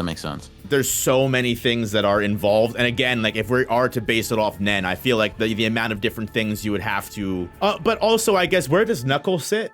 He's an emitter. I just looked that up, and that really threw me for a loop. I'm not gonna lie. Whoa, yeah, that's a little crazy. Because he's considered an emitter. I'm just looking at it because like Hackaware, like that, like basically what is a Shikigami, just like gets attached to like the aura of his opponent. And I'm like, why is that a mission? I guess because he's detaching his aura and creating the Shikigami, or it's probably a mission / conjuration. Yeah. Okay, that makes sense. Yeah. Because like you're basically creating the one condition. I feel like to use Knuckle, because Knuckle is a great example. I feel like when you compare like Deadly Sentencing to that Nen ability, I feel like Deadly Sentencing just has. That is where the difference of emitter to specialist, because of all the different moving parts of Deadly Sentencing, as opposed to emitter, where sure, it's definitely a pretty unique ability, but once it's cast, it's pretty cut and dry, as opposed to Higuruma, where once it's cast, there's so many different ways ways the scenario can evolve. Yeah, I'm looking further into it, and it does seem like conjuration and mission manipulation for sure. He's working with multiple. He's working with multiple to get that effect, 100%. Like, it's the no violence clause for me that, like, also, like, that's tough. Yeah, for sure. That is tough to explain, for sure. Okay, cool. Yeah, so I feel like as frugal as we're trying to be with specialists, I feel like the people that are in specialists, I feel like are pretty hard to argue that they're not. Again, I'm sure you could say that some of them may not, but I just feel like the characters we're giving, like Higuruma, Hikari, Sukuna, some of the most strongest characters in the verse, and unique abilities. It's for sure. We're definitely not going crazy with it, which again, going with the flow of the conversations that we've already had so far, Hanami being able to create the forest and everything out of their curse energy would most likely be Transmuter. I can see why they might have put Conjuration, because they're basically the forest creation is. I can understand a different perspective than the fire water manipulation, but I don't know. Unless you feel like it's different, I feel like we can just stick with what we've been doing. I honestly do think that there's a difference, and this might be interesting. Our first, because I'm just going back and I'm looking at everything, because I think this is conjuration manipulation. I'm trying to read what Toto says exactly, because I think it's something that you referenced, right? Where he's basically saying that like he thought he was manipulating the plants, like real plants themselves, but he's actually just creating them. Okay, so the reason I think it's more like conjuration than transmutation is because I don't necessarily think that like Hanami's cursed energy isn't taking on tree-like or like wood-like properties, right? If that makes sense. Like at least the way from my perspective, right? He's using what would be his Nen, right, to create physical constructs that actually exist within reality outside of himself or outside of themselves, right? I'm trying to think like I guess my question to that would be what makes that different than what Dagon or Jogo would be doing? Because if that's the argument you're making, I'm all for that, but I think we would by nature have to at least move like the curse spirit elementals as opposed to like people like Orame. I still feel pretty confident in Transmuter, but so I guess the difference would be like Karapika and Killua as examples, right? Chains to me, the reason like say Jogo or Ogi or like Dagon is like those are maybe I could even see a point because I still think Jogo would be Transmuter, although we haven't gotten to him just yet. That's still probably where I would lean. I could honestly see an argument for Dagon more being Conjurer if like based on what I'm saying for Hanami, it kind of makes more sense that Aura can take on the property of lightning or fire or I guess gravity than it or like a rough object, sandpaper in Akari's context, right? Than it does that it can take on the property of like a tree. To me, that's where the distinction comes that like, okay, now it's not transforming and becoming like something else. He's just making the thing, I guess. And by that logic, I would agree that it would contradict where we put Dagon and that he would need to change too, actually. Yeah. But I can see that. Yeah. I can definitely see that in a sense of because I think the reason why I immediately brought up Dagon and Jogo as opposed to people like Ogi or Orame is because clearly someone like Orame, we even see in their current fight with Akari, there's a moment where I think Orame busts like the pipes in the area to make more water. And then Orame just turns that water into ice. So it would strike me as that would definitely be more of a transmutation as opposed to people like Dagon or Hanami that are, like you said, just basically, even though they're changing the properties of their cursed energy, they are conjuring the forest, they're conjuring the trees as opposed to stuff like that. And I guess my argument to that would be if we're moving Dagon and Hanami into conjuration, the only reason why I would say Jogo should follow suit to me would be you also have to consider that Jogo's ability isn't just straight, like Jogo is also able to, we're going by conjuring, he can conjure volcanoes, he can conjure the ember insects, you know? Yeah, that's fair. I think the question with Jogo won't be which one he falls into. I think he falls We can just talk about him now, we might as well. We can. I think Jogo, the question isn't which one he falls into, because I think honestly, I don't think that they're entirely wrong when they put him in a mission either, because I mean, I think he kind of has some aspect of that, right? Like his big fire blast, yeah, kind of makes sense. Like it's a question of which one we think he primarily falls into. So the changing his aura into fire is a bigger or smaller part of his like overall technique than the creation of volcanoes, the ember insects, max meteor, etc. Because I could go either way, honestly. Like you make a good point, right? He's not just manipulating fire, right? It's volcano manipulation, right? So I could see that. I could see him conjuring and transmuting his Nen in this instance, which, you know, is not a bad point at all. I guess my biggest thing when it comes down to it would be, I feel like the abilities of like Jogo, Hanami, and Dagon are ultimately the same. So I guess that's my only issue with it, because now that you're mentioning a mission, what would you say is different from Jogo than, you know? You're right. Because a mission is almost strictly just pure Nen, right? It's not Jogo's takes on fire and then he shoots it. So that's fair. Yeah. I think it would then just be transmutation, conjuration.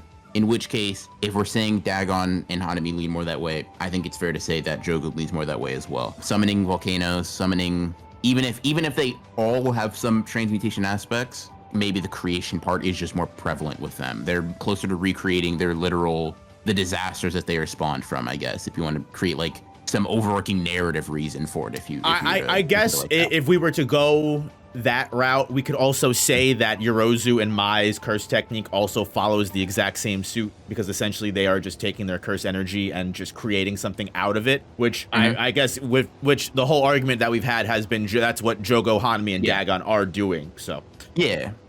So yeah, that's fair. We can put them all in Conjurer. Something that I think would be very interesting to me is like, I guess, because we have Shoko coming up next. but reverse curse technique is pretty much just, something that, if you're powerful enough or you learn how to do it, you can use it. Where would you classify reverse curse technique, I guess? Because I guess that's all Shoko really is. Yeah. I'm trying to see, like, I remember enhancer types being able to like enhance healing factors. Let me see if I can find that real quick, just like as some, because I'm really struggling to remember exactly where I remember that from, or if that's even real. Yeah, that's kind of the route that I was initially thinking of, where because it kind of made me look at Utahime, where it's like, okay, like if we are enhancing people's buffs or enhancing people's physical stats, I would think that healing might go hand in hand with that, where we're enhancing people's regeneration factor, or we're enhancing people's skin growth and wound recovery. But yeah, you know what, actually I think Kurapika actually is a really good example of this. It's not Dousing Chain, but it's the one he uses after Uvogin breaks his arm. He uses enhancement to fix it really quickly. And if you wanted to say that's an RCT analog, then that makes sense, no? Yeah. Yeah. I mean, I think that makes the most sense. It's not just like enhanced healing like Gone, where it's like, oh, something that should have taken 2 months to heal, heals in 1 month. He's like, his arm was shattered. He's just like, all right, cool. Let me just wrap this chain around it. We're back to normal. Do you think enhancement makes more sense than a mission, I guess, before we move on? Yeah, I mean, I just think it would be, I think you can maybe argue it's healing in general is an enhancement-based ability, and since Shoko primarily uses it to heal others, she's just an enhancer and emitter, right? Like, she's just projecting her Nen onto other people to enhance their healing rate. But since they're close to each other, she doesn't even have to be overwhelmingly proficient in it to tap into both, if that makes sense. But I would still classify her more enhancer than I would emitter. I guess if we're giving Utahime the enhancer category, because now I'm actually rethinking this, because the idea of a mission, you're basically detaching your aura from your body, and basically you're emitting and you're giving that aura to someone else, and that would create the enhancement effect. But that's just the thought process that I'm starting to consider. The emission is what happens first. No, you're removing your reverse curse technique. You're removing your Nen, applying it to them to then give them a healing factor. And if you think about it, Knuckle does something very similar, where he, like, that's what Hackaware is. It's like, it's literally he's like loaning you his aura, right? And that's probably where a large part of that emitter ability comes from, in the lending of aura. So yeah, I mean, it just depends on which one you value more, right? Is it the healing itself, or is it the act of being able to heal others that makes Shoko Shoko?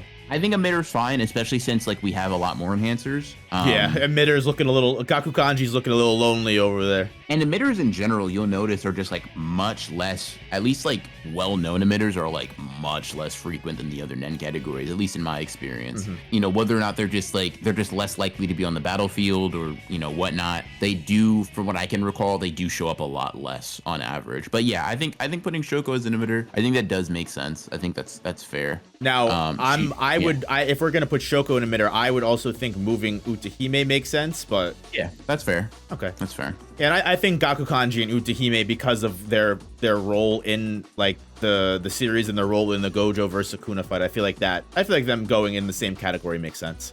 Up next, we have Junpei in emitter. I don't know. I feel like that's just conjuration. Yeah, conjuration manipulation, because he's just a Shikigami user, right? Yeah, Moondrag.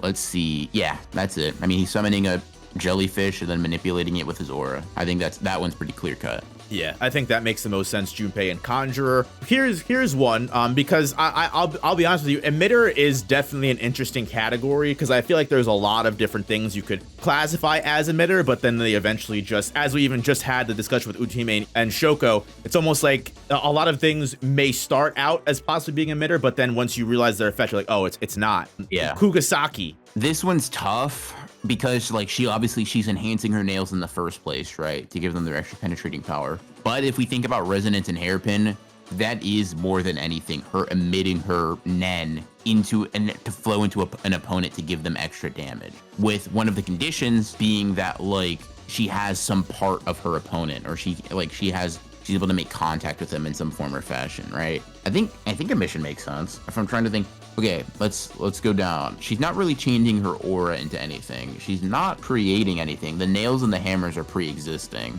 I'm hesitant to put her in specialist. Manipulation, like she does have some level of control over the nails, like once they're in flight, but like just because she's primarily an emitter doesn't mean she's exempt from manipulation like abilities as well, Exactly. right? I think emitter makes the most sense, to be completely honest with you. I agree with you. She's basically detaching her Nen, and then once she gets Nen, when she creates that connection, she can then create the attack. So I feel like the emitter makes the absolute most sense when it comes to the straw doll technique. And again, I feel like Boogie Woogie is an interesting classification. I don't know. Yeah. I don't know if I would really classify that as emission. Maybe manipulator. This one is tough because it's like, what exactly? Because you're basically you're imbuing your. I guess you could, again, it starts out as emission, so I see where we got that classification, because we're basically Todo is imbuing his cursed energy onto an object, but then from that object, he's at least this is my idea, is he's able to manipulate the location of whatever his cursed energy is marked with. It's almost like if we were to classify Flying Raijin.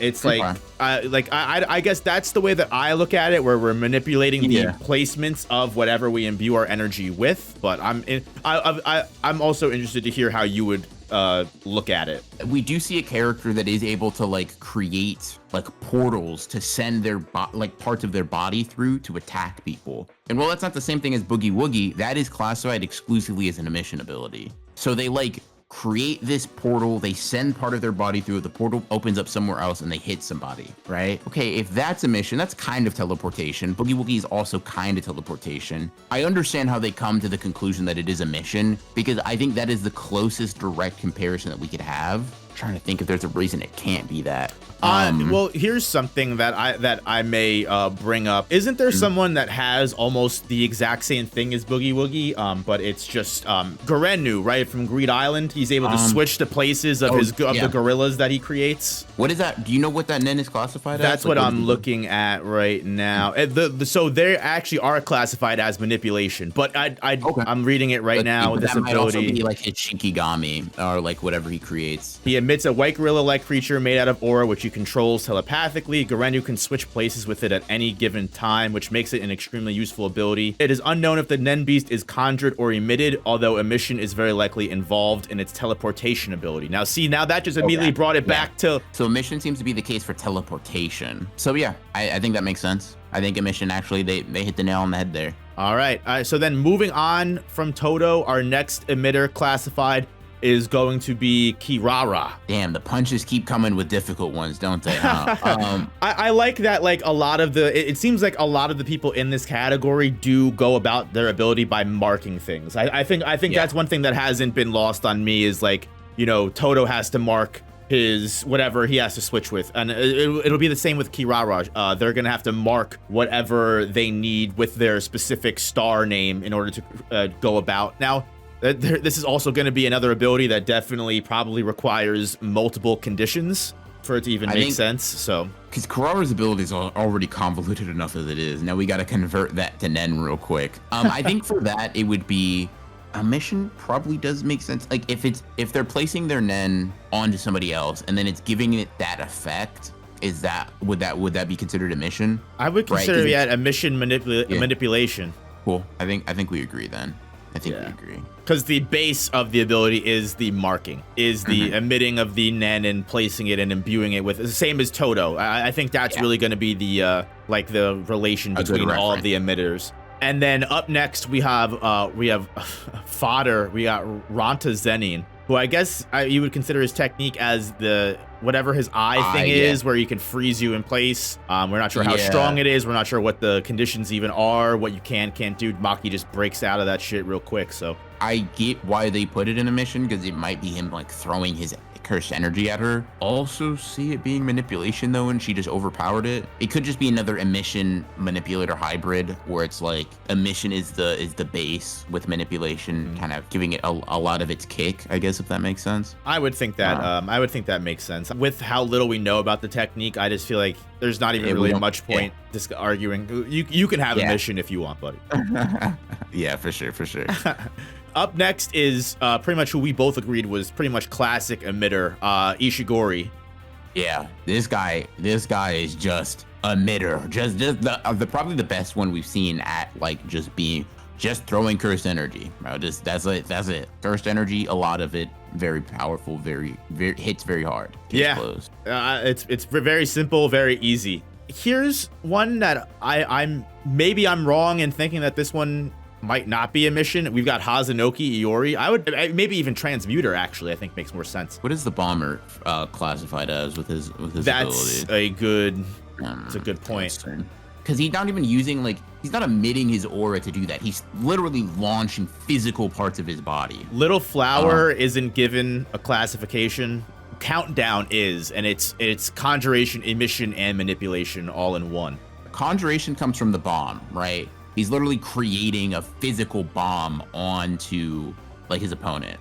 That doesn't apply to Hazanoki, so we can basically, like, eliminate conjuration for the most part. I think if they're going by that, emission would make the most sense, because it's most likely the emission aspect that's like, because the ability of detaching your aura and then being able to well, he's not detaching it from himself, right? It's his aura on his body that he's like, well, I don't know, because like the way I'm looking at it is that, like, in terms of the way aura is viewed from him, right? He's not detaching it and putting it on somebody else. It's just his aura detonating. I don't know.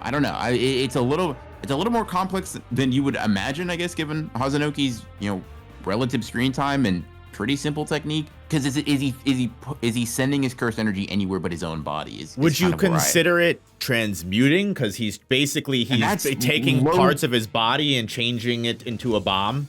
That's kind of what I was thinking. I was really thinking that it kind of like it took on the property of an explosive, right? That's really what I was thinking. But seeing, Genthru not be in any of those categories kind of made it interesting. Yeah, I think transmute, because I'm reading just like a small description of like what he actually is, taking pieces of himself and then changing it into something entirely different. And then obviously using, emission as in reverse curse technique to heal himself and then get right back into throwing more. But I think, the base would probably be more so transmuter, because he's taking his own body and changing it. Similar 100%. To blood, we would classify blood manipulation. All right, now here's one. We've got Ghetto and curse manipulation. Is that just conjuration, or because he's actually manipulating? There are things that exist, right? Yeah, and that's what makes it tough. Like they would essentially be like Nen beasts, and then he's like consuming them in order to manipulate. Yeah, that might just be manipulation, like full stop. I don't think that's conjuration actually, because he's not creating them. He's bringing them into reality. Bringing them into reality actually sounds exactly conjuration. He's like storing them within himself, and then he's able to bring them out. Like, I agree. I think the fact that they exist as beings beforehand takes conjuration off the table. I see where I agree. I think manipulation, because he's actually, if he was creating the curses from scratch, I'd say, conjuration, no doubt. The condition for Ghetto would just either be vastly superior aura, or like physically beating it down until it's weak enough to consume, right? And the condition for manipulation being its consumption. Like Illumi uses the needles, right? For Ghetto would be the consumption of the curse.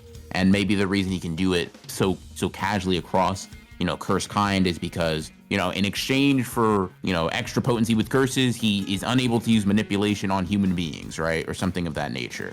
If you want to add like some extra potency, give him a Nen contract to make it a little bit more plausible as to why he can do this on such a large scale. Cool. Yeah, no, I completely agree. And that actually was properly classified, because we actually just entered the manipulation side of Nen. So he was the first person, and makes sense completely. And I guess Yaga, who's up next, would probably fall line with that, right? Conjuration to manipulation, I think, for sure. Because he's created, right? Because I guess making the puppets physically. Yeah, he's basically sewing them and making them, which again, I would think that would classify it as the manipulation. I guess I'm just thinking about this in a way, like, did he sew Panda together like a stuffed animal and then do it, or did he? Let me see. Was Panda a real panda before? Right? It might be one of those things like we just talked about Genthru and Countdown. Like, it might honestly be one of those things where like the overall puppet ability in itself may be a combination of multiple things, right? It may be, a manipulation. It may be a little bit of emission, because he's got to imbue his aura a little bit. Yeah, I think that makes sense. But primarily manipulation definitely makes sense, 100%. Yeah. And it seems like a lot of these may be properly properly classified. Maybe it's just because of the nature of their ability makes it easy, because we have Mei Mei up next, which is just Blackbird manipulation. That's pretty set in stone. That one is really cut and dry, I think. Definitely. Up next, we've got Mechamaru with puppet manipulation. Puppet manipulation, like, come on. Come on. You know, but it's in the name. It's in the name of the technique. For sure, for sure. Here's one that might not be as cut and dry. Inumaki and Cursed Speech. Yeah, I think it's manipulation as okay, a mission is the vehicle to carry it, but I think it's the primary function is the manipulative aspect of it, if that makes sense. He's not is he transforming his aura into sound? That sound is being emitted and then he's manipulating them. Is he using 3 different categories here? Most likely. There's most likely this is another one where there's most likely multiple different aspects at play here. Because like you said, the baseline of it is going to be he has to emit the aura in his voice. He has to basically put his aura out there, and then the aura itself would then manipulate the person. Yeah, the question I have though is the aura coming out as raw aura, or is it first being transformed into sound? I guess that's true. Yeah. Because I'm looking at Toto here, and I'm thinking like maybe Cursed Speech and Boogie Woogie would be similar in that aspect, where it starts from the emission first and then becomes, you know what I mean? Yeah. I think primarily it's just because of how Cursed Speech works, and I'm thinking Manipulator. Is he transmuting his cursed energy into speech? Into the sound, right? Like, but his cursed energy isn't necessarily taking on the properties of sound, right? I mean, I think manipulation primarily, like above everything else, he uses it to take control of his opponent, and in that sense, that is like the purest aspect of manipulation. The vehicle is just what gets a little bit wonky, which it could just be 3 different end categories, and if you wanted to give a reason for why it's so weak, you could say it's because Inumaki's not like min-maxing properly.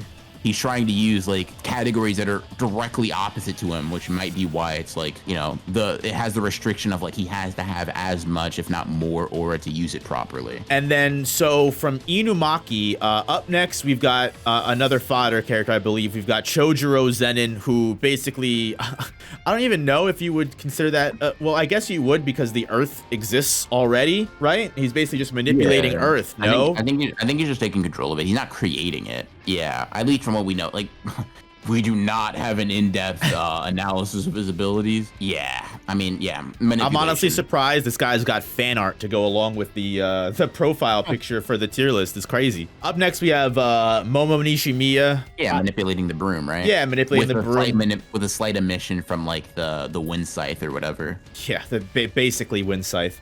Up next, I think that's actually the last. Oh no, we have Oro as another manipulator for sky manipulation. It's in the name, but this one doesn't. It's like I guess. Is she changing the properties of the sky? Would it be Transmuter? But she's not changing her aura to that. She's like grabbing the sky, right?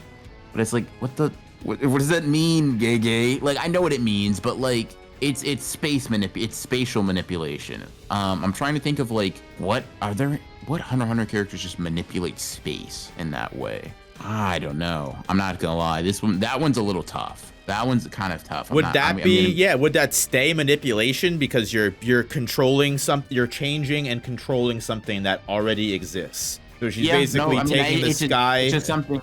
Yeah, it's just something more nebulous in Earth. Yeah, we said the same thing for Trojan. Yeah, no, that's fair. That's a fair point. I think that's actually properly categorized. I think that just makes the most sense. And we're down to the final category of specialization. And I feel like, honestly, with the way we've been playing specialization, we're probably going to spend most of this category moving people out of it, unless there's a pretty good reason for them to stay in that category. Some of them are definitely going to have more than enough reason to stay in that categorization. Megami may not be one of those people, but no, I don't think so. I think he's a Shikigami user primarily. I think he's just manipulation and conjuration. Yeah, I can see where I think they may have gotten like maybe they were, conflating like Maharaga, or maybe the ability that he's taking it from shadows. He may conjure. Yeah. He may. Well, yeah.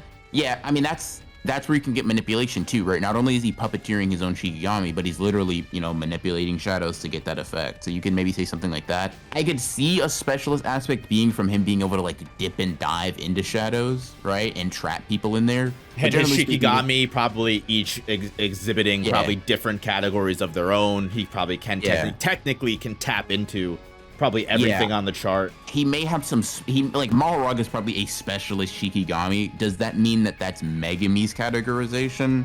Not necessarily. Yeah, I'd probably say he's probably the top class of whatever category he ends up in, for sure, without a doubt. And he's also very, like, he's definitely very adept at other, like, I think it makes sense just looking at the chart, because you can see no matter where he ends up in, he's going to have proficiency in all the different charts besides specialization, which obviously Maharaga, I guess it depends on are we considering going by Hunter x Hunter abilities? Are we considering that because the 10 Shadows, instead of being like a passed down inherited ability, it would be something that is of Megami's creation? So technically speaking, Maharaga would be something of Megami's it wouldn't be separate from Megami in the same way that it would be in Jujutsu Kaisen, if that makes sense, right? Like Maharaga is different from Megami because anyone that inherits the 10 Shadows can use Maharaga. Also, I think it's important to mention that like the manipulation aspect of things, whereas maybe Megami doesn't really use the manipulation side of things when it comes to like manipulating the shadows as much as someone like Sukuna would, right? Because Sukuna literally maintains the partial shadow form.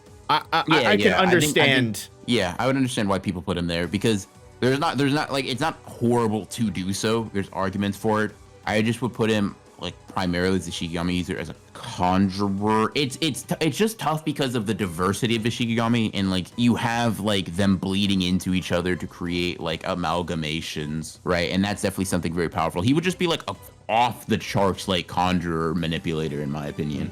I would even go as far as to mention, I would probably say Manipulator makes at least more sense to me, just because of the whole shadow aspect and the fact that because all of his Shikigami have all those different abilities and he can tap into all those different, it makes more sense that his ability is more manipulating the entities as opposed to conjuring them and then out of nowhere. That's fair. He's just the like shadows of the medium, as Sukuna says. Yeah, he is just literally just like double S+ tier manipulator.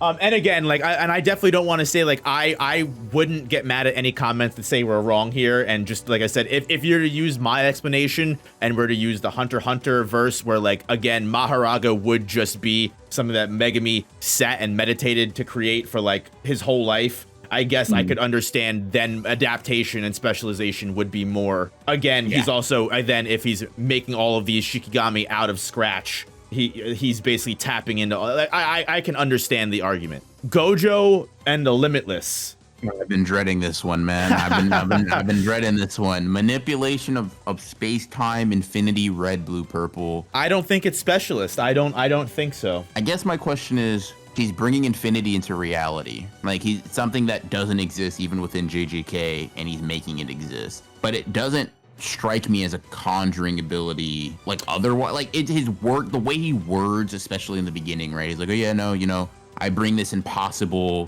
whatever into reality to then get this effect. But that doesn't necessarily mean he's like, it's conjuration, because then you have to argue he's literally creating infinity. Which I would even argue against, because like, even if he's creating like my whole thing is like, I would go with that if the Limitless was essentially just like a shield or like a barrier. But because it literally is like the way that it works is it's mathematically just slowing down space as it gets closer and closer to him. I find it hard to believe that like he's conjuring that, because at the end of the day, you could look at it in a sense if he is just changing the properties of space. I wouldn't even say it's Transmuter, because that doesn't make sense to me either. Yeah, I think manipulation makes sense. I mean, red and blue are definitely interesting, but I guess if we're going off of the Limitless is all just one technique, red is the positive aspect, blue is the negative, and then hollow purple is the combination, and Limitless is the neutral. It's all just, at the end of the day, just manipulation of space. You know, maybe there are a couple different categories involved in order to get the desired effect, but... What would you say about the 6 eyes then? Like, how would that factor in everything for you?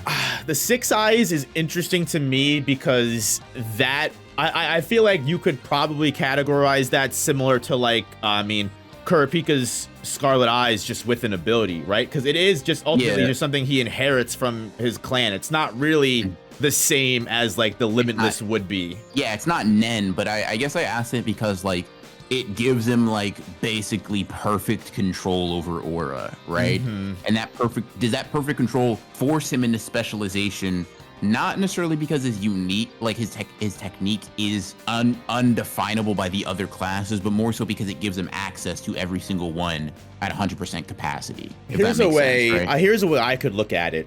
Just going based off of the level of efficiency that Gojo has, just being a sorcerer, right? I think one of the most interesting things to me when it came to Gojo versus Sukuna was just seeing when it came to just overall fundamentals. Like Gojo was top tier in almost every single one. He had simple domain, he had falling blossom emotion, he was great at curse energy manipulation, he was able to hit multiple black flashes. Like when it comes to just being like, if we were to use Hunter Nen, when it comes to just being a Nen user or being a hunter, like Gojo is at the top of his game. So I don't think it would be crazy to say that the 6 eyes just existing would give him like similar to what Kurapika's specialist clause gives him, where it just gives him 100% in every category.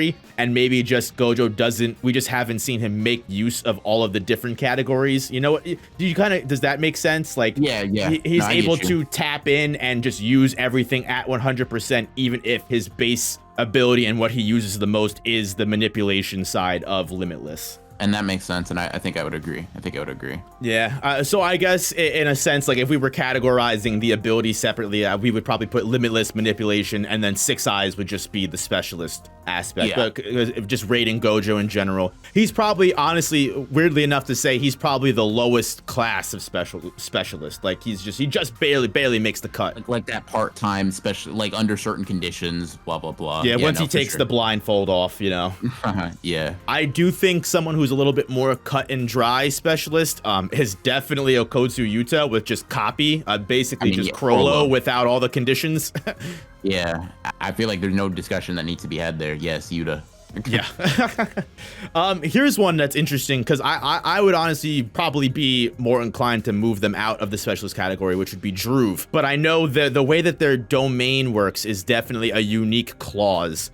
So I guess that you could argue, obviously Druve would sit in Conjuration when it comes to he's just a Shikigami user. You know, it comes down to that. I feel like where he may evolve past Conjurer and may just be like a very top tier S-class Conjurer, he's able to add the condition of, as his Shikigami start to slowly move away, it just overall increases. I guess that is just more Conjuration, isn't it? Because he's just overall increasing the range of his barrier, which we already agreed was within the orbiting Shikigami. It's like it becomes a domain. Yeah, I think it's Conjuration, maybe with a hint of not manipulation, but emission. It depends on what these attacks are made of. I don't know if we do the Shikigami themselves or what hits the person. So or is it just cursed energy in general? What I'm getting at, because this was something that I found, and like I said, I'm sure there's people that will comment and say this is headcanon, but this is just after just doing a little bit of research and just expanding it on Druve for an analysis. I feel like the idea of Druve's curse technique, because we just don't really get a straight explanation as to what it does. We just see Yuta use it, and it's kind of hard to understand how it works. The way that I understand Druve's curse technique, you know, the Shikigami get conjured, they move, they expand the range of his domain. But what makes Druve so terrifying is that any area inside of his domain, he can immediately have a Shikigami summoned and attack you right from there. Ishigori makes the comment that he was only even able to get this close to Druve or even make ground on Druve because Yuta was distracting him the entire time. If I'm to use my understanding of the way his technique works, that would make sense. He has full sight over his entire domain. He can conjure Shikigami the moment you pop in his senses, but because he was distracted fighting Yuta, he wasn't able to feel Ishigori moving inside of his domain. Like I said, like that's what makes the most sense from the way we've seen it, where just the Shikigami appear out of nowhere and just start cutting you wherever you are inside. That's how I understand it. Maybe I'm wrong. I think that makes sense, and I certainly don't have a better explanation. So, I mean, it's just the only way. It's the only way that makes sense for why Druve was able to stun lock all of Sendai like that and have it where Ishigori wasn't even able to get close to him. You know, it just makes sense. He's just able to summon the Shikigami. But like, I don't, that again, I just feel like that's just, at the end of the day, that's just more Conjuration. It's probably like just an elite Conjurer that has like conditions and contracts placed on it to get that desired effect. Here's an interesting one, because I guess this can go. Kenjaku is a character that I have no doubt in my mind saying is just specialist, just based off the ability that he can occupy the curse techniques of the people that he takes over. I don't know if you argue against that or you feel differently. Okay, do you agree that brain, like the body hopping itself, is manipulation? Yeah. How do you feel about that? Sure, Okay. I could say that. I see. This is where what makes me think it's specialist, because I feel like you could say it's manipulation, but at the same time, I feel like there's also more going into it, because I feel like you're also then, that body now becomes your vessel. You're literally changing, I guess, in a sense, changing the properties of the body as well to fit you, no? You're changing the aura of the body. You're completely subjugating. I mean, I guess that is manipulation, right? Maybe I'm wrong. I mean, the reason I would say that, like, I think it's manipulation is because if I look at it, like, I'm trying to go down the manipulation checklist, right? The condition needed in order to acquire control is just putting your brain into presumably like a corpse, right? And then the reason I think it's like you're not changing all that much is because Gojo couldn't identify like he couldn't differentiate, right? That was Geto in every way except like who was piloting, like the personality. The cursed energy was the same, the body as close to similar as you need to argue as for the six eyes to not be able to detect, right? However accurate you think that is. Rather than piloting a body from afar, you're just like this is gonna sound crazy, right? But Kenjaku's just basically like a mech pilot, if that makes sense. I love that though. That makes so much sense. he's just in there, like, he's just like Ratatouille. He's controlling things from like inside. And that's why I see manipulation personally. I guess what makes me think specialist is his ability to then like take the curse technique then outside of the person he's manipulating's body. That is fair. That is a point that is like pretty hard to argue with in the context of like manipulation, for sure. And that I don't know if I do have like a really good manipulation explanation for it, if that makes sense. Like using Geto's technique within Geto's body, sure. Using anti-gravity within Geto's technique, I don't know how I would explain that one. It's ultimately the storing of the curse technique for later usage that makes me second guess. Yeah, that makes me go, there is another side of that would probably, but because I wouldn't know where else to put that aspect of the technique, right? Like I don't know if that, I don't think that would fall really anywhere else. And I mean, we put Yuta there explicitly because he can store curse techniques, right? Even though Kenjaku can do it to a lesser degree, I mean, it's probably still some special aspect. No, for sure. And I guess what would help, I guess, in that scenario, because why I even brought and skipped to Kenjaku in the first place, was Tengen is up next. And I guess I'm curious to what you would deem Tengen's immortality. Like it's either okay. Let me think. You're not changing the properties of your body to be immortal. I doubt that. I don't even know what that would look like. In all honesty, conjuration, emission, manipulation. I honestly see it as like, and this would be like a really like dumbed down way, but like I could either see it being like enhancement, explicitly for like bodily health. I don't really buy all that. I really don't. But I think like it's the stealing like, of another person's body that makes it interesting. Yeah, that I think is like, because Tengen can, you're the vessel for me, and then not only are you the vessel for me, but you completely change your body composition, right? You change it to something that is more curse-like. So yeah, I'd be inclined to believe that it is indeed a special sort of ability. I think I can buy that for sure. Yeah, and that's definitely and that's why I skipped ahead to Kenjaku, because that was helping me decide what the brain. Because technically, if you think it is immortality, but it's different. Obviously, the manipulation side of things makes more sense, as opposed to the body hopping. It's the curse technique storing that maybe upgrades it to a certain level. But yeah, the immortality and just steal it. Yeah, I definitely agree. It's definitely a specialist, especially just because it's just so unique. It's hard to even place in somewhere in another category. And I think the same can be said for Takaba, unless you think that. I can't put that anywhere else. Specialist, man. I can't even think about like what that would be outside of that. Yeah, he definitely one of a kind for sure. Hanakarusu, Angel, Jacob's Ladder. Maybe I'm wrong in thinking that might be just a mission. It's tough because it's a mission. Like it's not just raw cursed energy, right? It negates techniques as well as having this like. Well, no, it negates techniques full stop. A side effect is that it like exercises cursed objects. Right. Like tries to remove them. And I guess the question is, do you think like the displacement of a technique or another Hatsu, like is that a specialist ability in itself? Because it's not just a mission. Like regular aura doesn't have that property, right? Are there other like hunters that have a similar ability of just like is Kurapika removing Krollo's Nen? Would you consider that somewhat of the similar vein? Yes, but he does it in a way that's like explained differently, if that makes sense. Like he does it in a way by giving Krollo a Nen contract that forces him to abide by that, right? Not by extinguishing the ability itself, right? The ability still exists. It is technically usable. The expense of his death. Honestly, lean towards like what exorcists are able to do. That's what I was thinking too. Yeah. Yeah. And in that case, I think they're considered specialists, if I'm remembering correctly. I think exorcists are considered specialists. Abagane.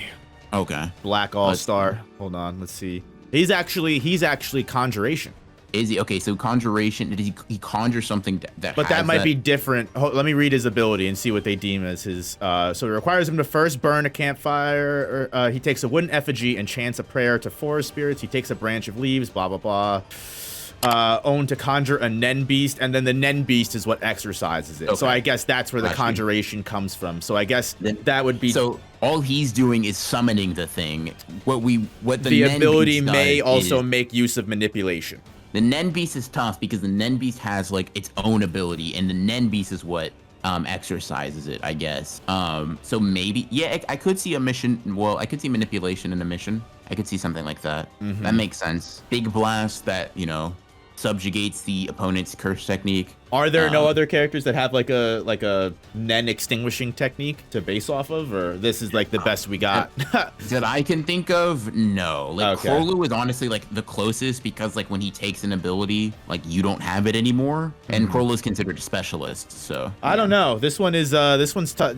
Do you think specialist makes the most sense, or because again we are having trouble categorizing this one? Yeah, we are. I'm just hesitant because I'm looking at some of these other characters and I'm like, I guess not all you of them. Could look at it as manipulation because you're controlling the object. You're basically manipulating them to remove their. What makes it hard to say if it's straight up manipulation or not would be like, is the effect permanent? Like if Angel extinguishes my curse technique gone forever, even if I leave Angel's range? Or not like at all, because you got hit with Jacob's ladder, full stop. You know what I mean? Mm-hmm. Then I'd be more inclined to argue manipulation then if that was if it was like lasted forever. I would say specialist without a doubt. But just the fact that it's just temporary, or probably at least as long as you're fighting Angel 4.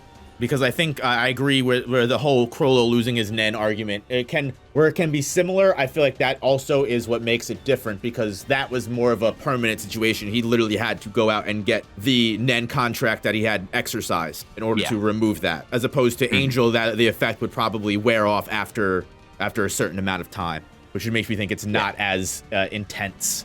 I will say this: a lot of the specialist people in this category definitely are worthy of being in there if without putting like a huge amount of thought into it, right? Like I can see why a lot of these people ended up in special grade, especially when we consider like Ogami her seance technique. But I would still say that's the manipulation. Yeah, I would honestly say that's a really good like textbook manipulation.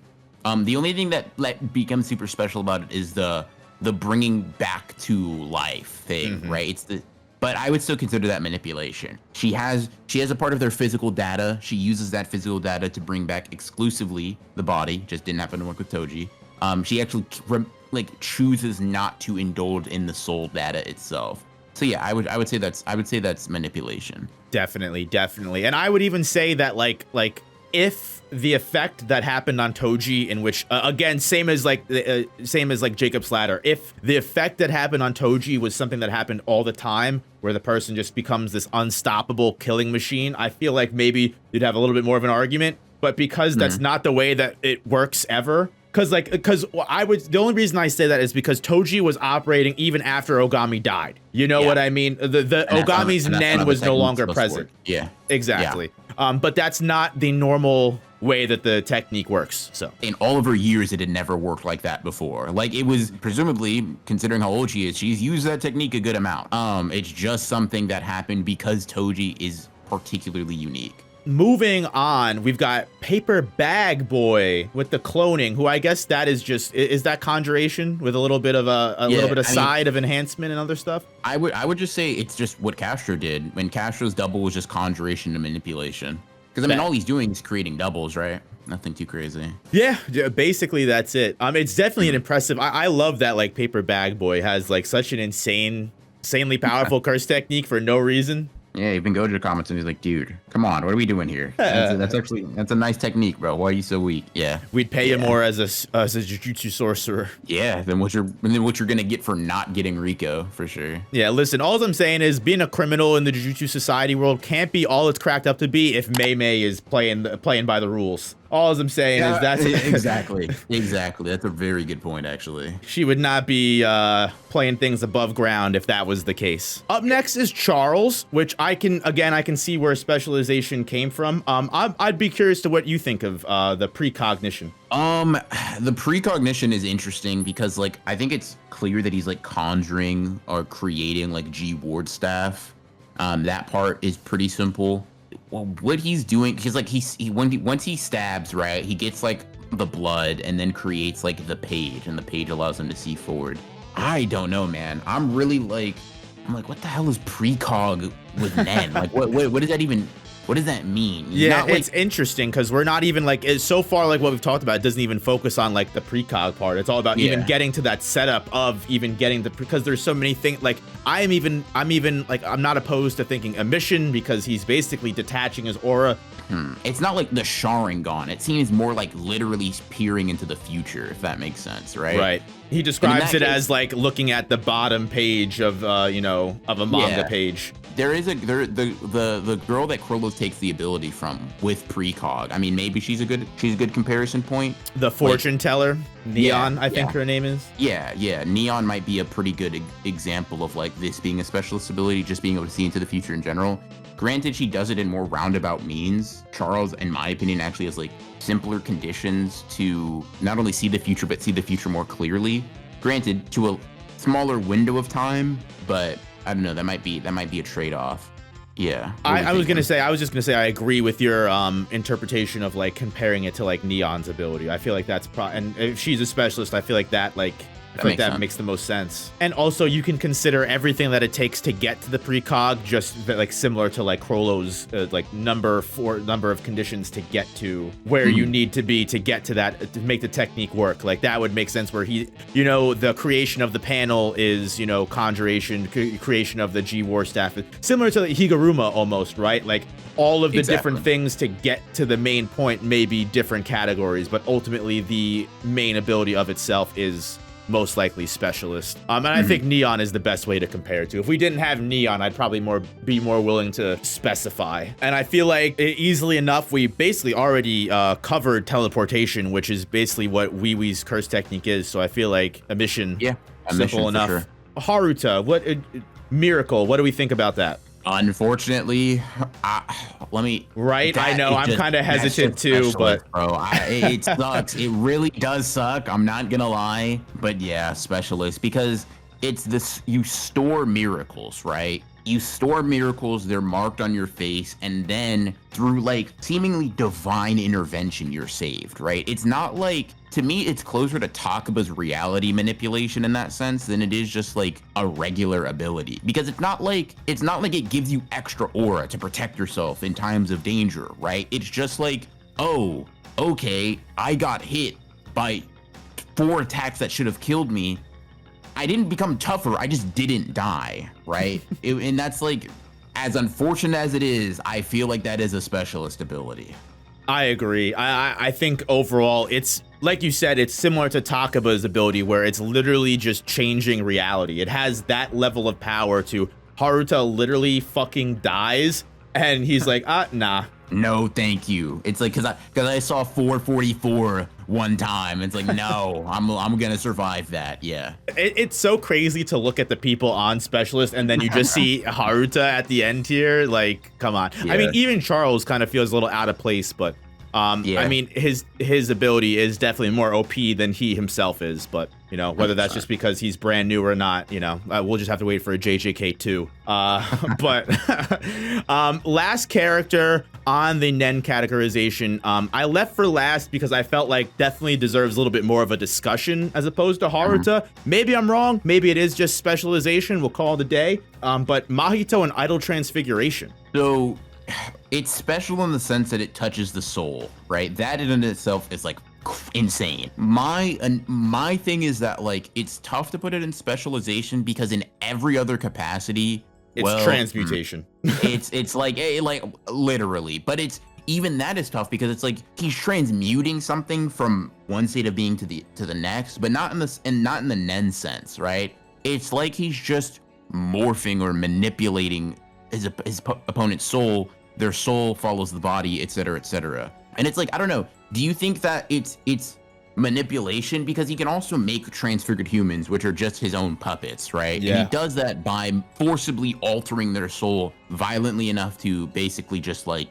make them his minions. To me, it is manipulation, but it's manipulation, one, with very easy to clear conditions, literally touch you with your palm, right? And it's manipulation also that goes beyond the physical and into the spiritual or into the soul realm that you can maybe counteract with like subconscious aura protection over your soul. But like generally speaking, it's a pretty like one size fits all. If you get touched by me, you're likely either killed or you're made a transfigured human. Like more than specialization, in my opinion at least, I feel like Mahito is just like an S-class manipulator. Yeah, something that also takes it to another level entirely. Maybe in JJK, it's a little bit more prominent than it would be in Hunter x Hunter, because I know in Hunter x Hunter, it's almost like getting a spring-loaded awakening is something that is possible by the way that Nen works. The fact that Mahito's Idol Transfiguration was able to literally give Junpei a curse technique is something that I think is definitely insane, but I like I said,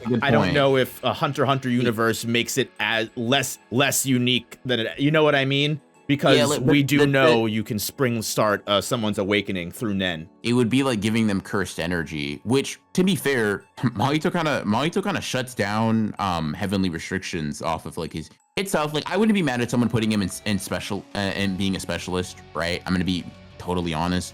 The ability is powerful enough and like nebulous enough in terms of its use case to be able to be like that. I just think it's more manipulation than anything, with the soul being the target, right? Above all else. Yeah, I also think that Mahito's ability to like shapeshift himself also plays into a huge aspect of the categorization, because I feel like it just it's different than him being able to change the quality of something else. Like he's also able to just literally just turn himself into like a fucking fish. Like that is, I don't know. It's. I mean, like we who did we make that point for? There's a character in Hunter x Hunter who's able to like change their shape and like, you know, blow themselves up and reform and whatever. Panda. We were talking about Panda a little bit of like, oh, is that manipulation? We ended up going to.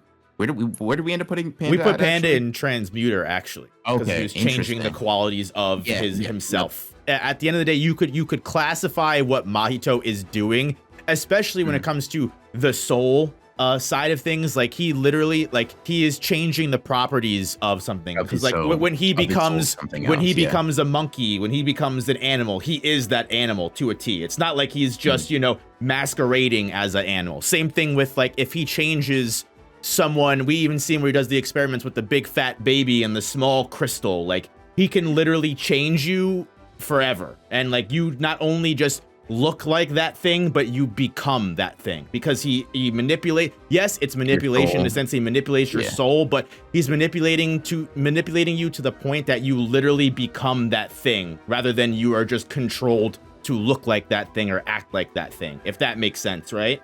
That does make sense. It's let me see.